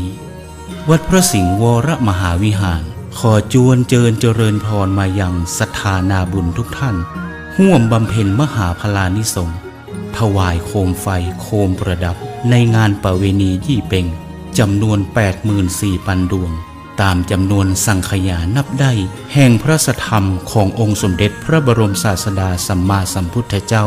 ที่ได้ตรัสสอนสั่งยังเวนยชนและเพื่อน้อมถวายบูชาพระพุทธปฏิมาองค์เอกอ้างพระพุทธสิหิงพระสิงห์หลวงเจ้ากับทั้งจักได้น้อมถวายบูชาพระมหาเจติยะพระบรมธาตุหลวงเจ้าประจำปีกำจตามโรงงูใหญ่โคมไฟโคมพัดและโคมลอยนั้นเจ้าล้านนาใจเพื่อฮื้อแสงสว่างใจนำทางในยามค่ำคืนหรือเอาตั้งเอาแขวนไว้ในศาสนสถานที่เคารพนับถือในความศักดิ์สิทธิ์แห่งพระพุทธศาสนาเพื่อถวายเป็นพุทธบูชาธรรมบูชาสังฆบูชาตามความเชื่อความเลื่อมใสศรัทธาของชาวล้านนาที่มีวิถีชีวิตผูกพันในบวรพระพุทธศาสนามีการใช้ภูมิปัญญาจินตนาการประดิษฐ์เครื่องสักการะต่างๆสืบสานพัฒนาต่อยอดให้วิจิตรพิสดารยิ่งขึ้นแล้วนำมาวางตั้งหรือแขวนเพื่อบูชาสิ่งศักดิ์สิทธิ์อันเป็นอุดมมงคลที่ควรเคารพนั้นในวาระโอกาสอันดีงามที่เปี่ยมล้นด้วยความสุขนี้วัดพระสิงห์วรมหาวิหารจังหวัดเชียงใหม่ขอเจริญพรเรียนเชิญทุกท่านร่วมถวายโคม 84,000 ดวงเริ่มงานตั้งแต่วันพุธที่ 1 พฤศจิกายนพุทธศักราช 2566 จนถึงวันเสาร์ที่ 6 มกราคม พุทธศักราช 2567 เพื่อจันโลงสืบทอดพระพุทธศาสนาและวัฒนธรรมประเพณีอันดีงามนี้เพื่อให้เกิดความจำเริญมั่นคงรุ่งเรืองในชีวิตเจริญลาภเจริญยศเจริญใจเจริญยิ่งขึ้นไปตราบกาลนานนั้นแด่เตอสวา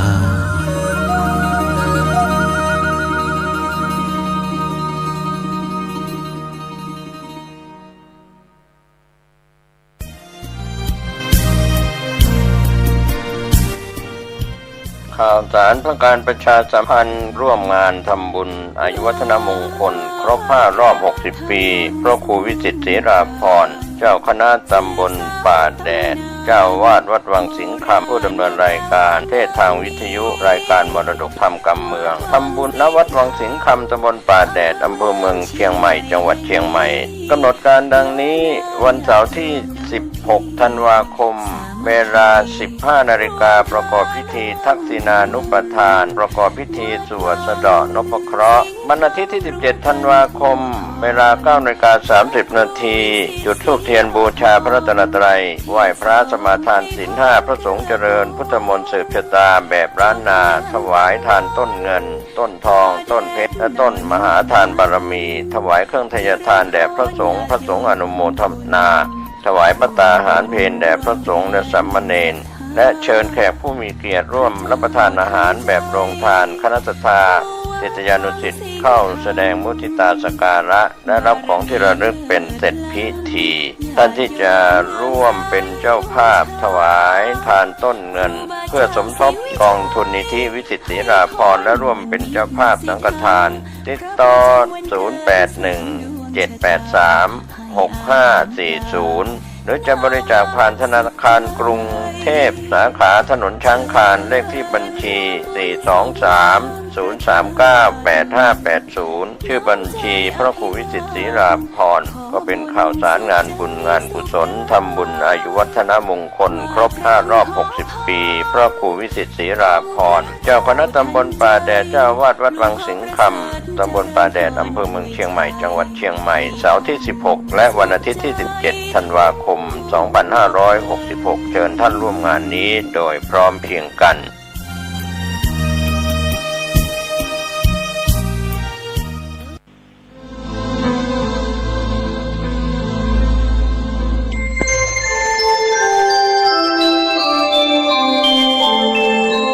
ขณะนี้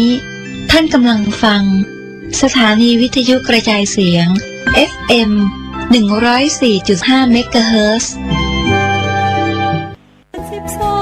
สิ้นสุดเวลาเป็นการขอเชิญร่วมทำบุญทอดกฐินสามัคคีสมทบทุนสร้างวิหารคตรอบสุวรรณเจดีย์พระบรมธาตุดอยสุเทพทอดถวายณวัดพระธาตุดอยสุเทพสร้างใหม่ณวัดพุทธมหาธาตุเลขที่ 43 ตำบลมิเชสทาวอำเภออัปเปอร์คอกจังหวัดคอกซิตี้ประเทศสาธารณรัฐไอร์แลนด์ประธาน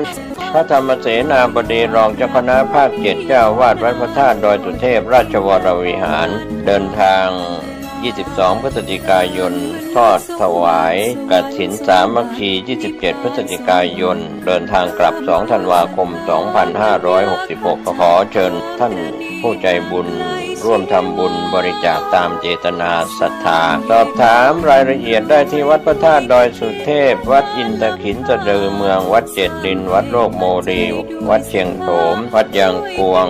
วัดโชติกุลสุวรรณารามวัดหมูบุญอำเภอเมืองเชียงใหม่วัดดอยสะพันยูวัดสันขยอมอำเภอแม่วางวัดทับเดือวัดราชครูคุ้มพระนเรศวรอำเภอแม่แตงและวัดพระธาตุสฝางอำเภอแม่อายจังหวัดเชียงใหม่ติดต่อสอบถามรายละเอียดเพิ่มเติมได้ที่ 089-818-5926 099-4258-680 และ 096-408-2655 ก็เป็นงานบุญงานกุศลทอดกฐินสามัคคีสร้างถวายณ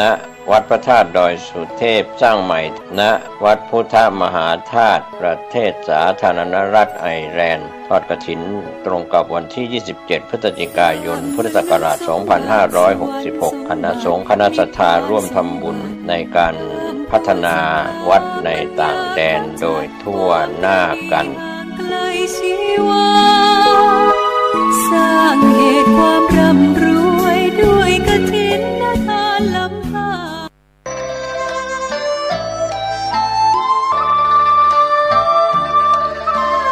ขอเชิญร่วมบูรณะปิดทองพระเจ้าตาเขียวและบูรณะปฏิสังขรณ์พระธาตุเจดีย์มงคลธรรมณวัดบ้านเหล่าพระเจ้าตาเขียวตำบลบ้านเรือนอำเภอป่าซางจังหวัดลำพูนได้รับเมตตาธรรม จากพระธรรมเสนาบดีรองเจ้าคณะภาค7เจ้าวาดวัดพระธาตุดอยสุเทพราชวรวิหารเป็นประธานที่ปรึกษาโครงการมีพระเทพรัตนนายกเจ้าคณะจังหวัดลำพูนเจ้าวาดวัดพระธาตุธริพุนชัยวรมหาวิหารประธานโครงการบูรณะโดยมีพระครูภาวนาโสภิตฝ่ายวิปัสสนาผู้ช่วยศาสตราจารย์ด็อกเตอร์เจ้าวาดวัดบ้านเหล่าพระเจ้าตาเขียวรองประธานโครงการบูรณะท่านที่จะร่วมบุญบูรณะได้ที่บัญชีวัดบ้านเหล่าพระเจ้าตาเขียวธนาคารธกสเลขที่บัญชี020188714 ติดต่อสอบถามร่วมทำบุญได้ที่พระครูภาวนาโสภิตเจ้าอาวาสวัดบ้านเหล่าพระเจ้าตากเขียวโทรศัพท์0969525159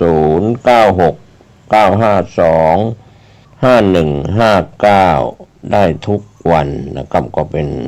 ส่วนที่จะได้ร่วมบุญร่วมกุศลในการบูรณะปิดทองพระเจ้าตาเขียวและบูรณะปฏิสังขรณ์พระธาตุเจดีย์มงคลธรรมของวัดบ้านเหล่าพระเจ้าตากเขียวตำบลบ้านเรือนอำเภอป่าซางจังหวัดลำพูนเชิญท่านร่วมบุญร่วมกุศลเดินทางไปที่วัดหรือทำบุญทางออนไลน์ผ่านธนาคารธกสได้ก็อนุโมทนาสาธุกับท่านที่จะได้บูรณะปฏิสังขรณ์พระธาตุเจดีย์และพระเจ้าตากเขียวได้บุญได้กุศลโดยทั่วหน้ากัน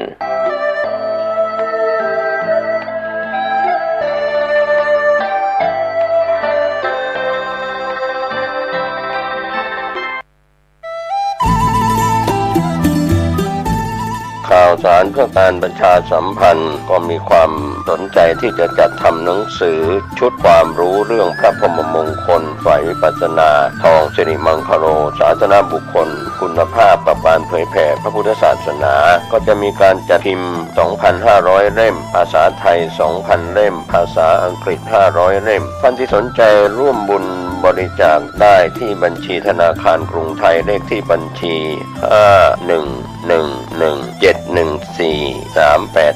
ชื่อบัญชีพระครูภาวนาโสภิตบุญญาวิสิทธิ์เมืองวงศ์ติดต่อสอบถามได้ที่พระครูภาวนาโสภิตฝ่ายปัสนาด็อกเตอร์เจ้าอาวาสวัดบ้านเหล่าพระเจ้าตาเขียวอำเภอป่าสังโทร0969521159ได้ทุกวัน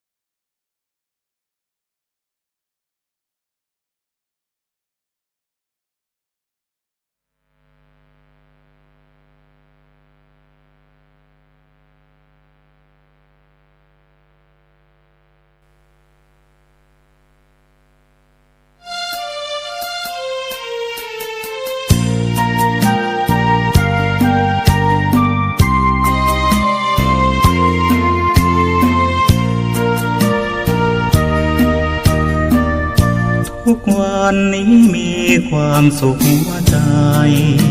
ไม่โลภโกรธหลงอะไรมีธรรมวินัยใส่ใจเป็นสุขไม่โกรธไม่แค้นไม่เกลียดใครให้ใจเราทุกข์ปล่อยวางร่าเริงสนุกปลดเปลื้องทุกข์ด้วยคุณความดีไม่อิจฉาใครให้ใจมองเศร้าร่ำรวยอย่างไรช่างเขาขอเพียงเราพอเพียงที่มีใหญ่โตแค่ไหนมากเงินทองกองเขาคิรีถ้าหากใครซึ่งความดีไม่มีความหมายอายคนนินทาอาจเป็นบุญหนุนนำตัวเราได้ฟังธรรมะตั้งแต่เช้าขัดเกลาจิตใจเรื่อยมาหลวงพ่อเจ้าคุณพระเทพคือกูลศรัทธาให้พระมาเทศนาช่วยตอบปัญหาที่ค้างคาใจและคงโชคดีที่พระให้พรเชิญร่วมธรรมสัญจรได้พักผ่อนแดนธรรมรำไปสร้างบุญกุศลถวายทานกันตามปัจจัยอิ่มบุญเพิ่มพูนเราให้หน้าตาแจ่มใสจิตใจงดงาม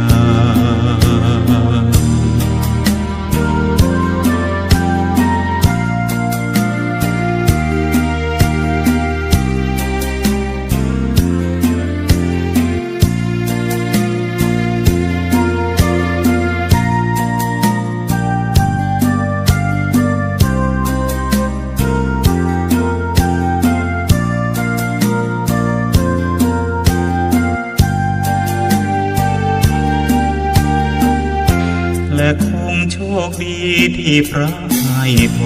รเชิญร่วมธรรมสัญจรได้พักผ่อนแดนธรรมรำไปสร้างบุญกุศลถวายทานกันตามปัจจัยอิ่มบุญเพิ่มพูนเราให้หน้าตาแจ่มใสจิตใจงดงาม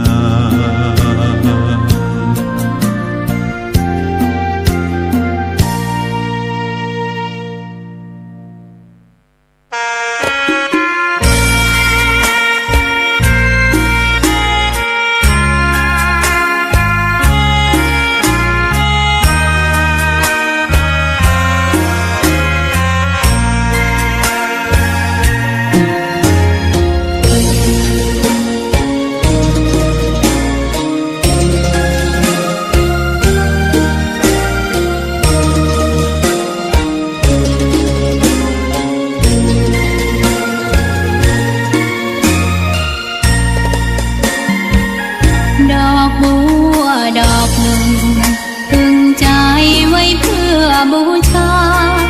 แด่องค์พระศาสดาสัมมาสัมพุทธเจ้ามีความงามเงียบไม่เปรียบเทียบเขาเทียบเราใครมองไม่งามช่างเขาแต่เจ้าก็คือดอกบัวด้วยความสัตย์ซื่อยึดถือความดีเป็นหลักใครรักไม่รักก็ไม่จมปลักมองมัวเมื่อโผล่พ้นน้ำก็เห็นความงามในตัวไม่ยึดติดในตมชั่วขอเป็นดอกบัวดอกดีไม่มองว่าบัวงามเด่นแต่บัวก็เป็นดอกบัวทุกวันอย่างนี้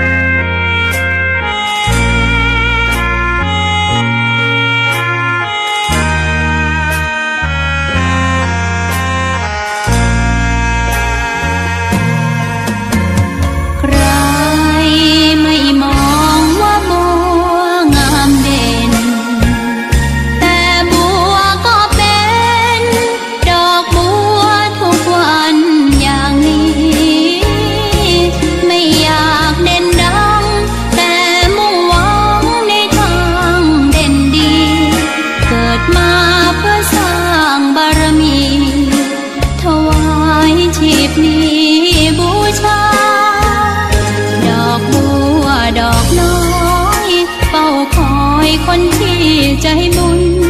มาออบเอื้อเกื้อกูลรู้ค่าของบุญเก็บบัวขึ้นมาเพื่อสร้างความดีและสร้างบารมีดังว่าใช้ดอกบัวนี้บูชาพระสัมมาสัมพุทธองค์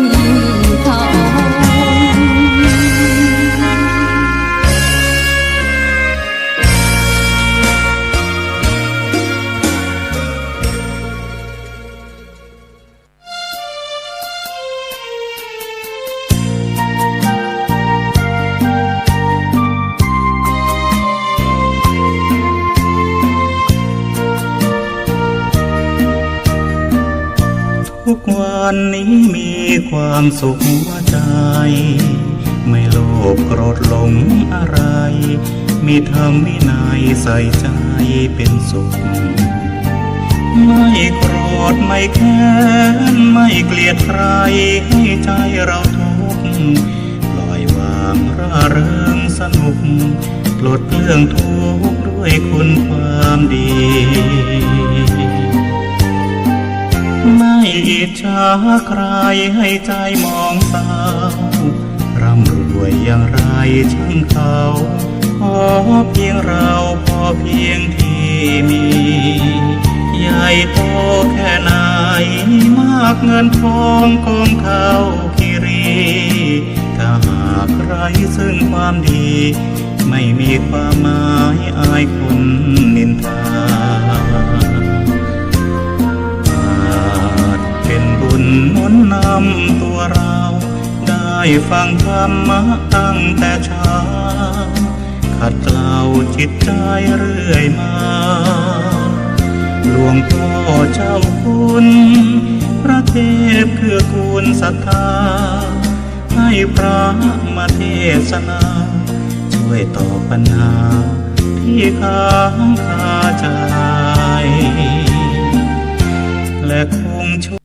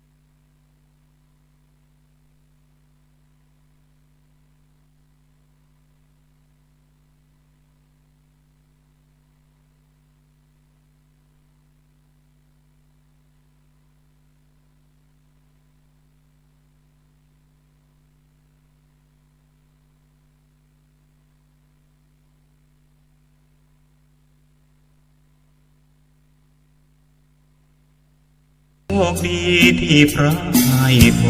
รเชิญร่วมธรรมสัญจรได้พักผ่อนแดนธรรมรำไปสร้างบุญกุศล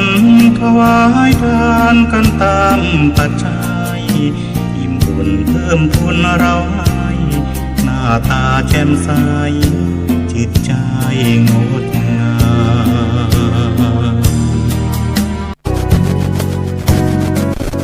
ผู้ใดเห็นธรรมผู้นั้นเห็นเรา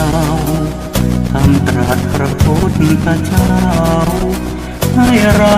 ระลึกจดจำดำเนินชีวิตตามหลักแห่งพุทธธรรมเพื่อในเรื่องกฎแห่งกรรมจะไม่โชคช้ำหรือดีผู้ใดสร้างกรรมชั่วซ้ำลึกจมย่อมมีแต่ความระทมพบ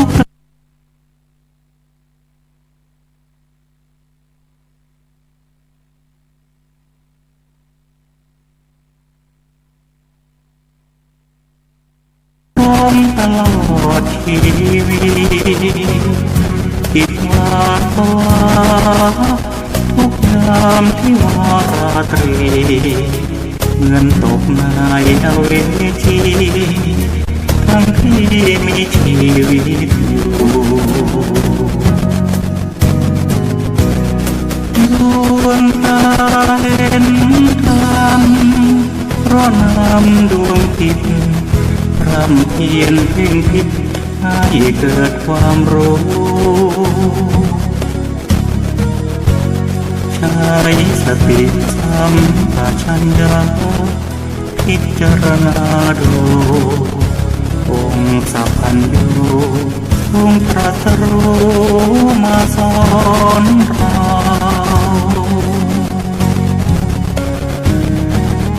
ผู้ใดใช้ธรรมส่องนำชีวิต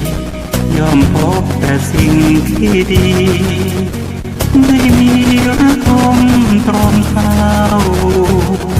เมตตาให้ทานละการโลภหลงมัวเมาสวดมนต์ภาวนาตอนเช้าแล้วเราจะพบสุข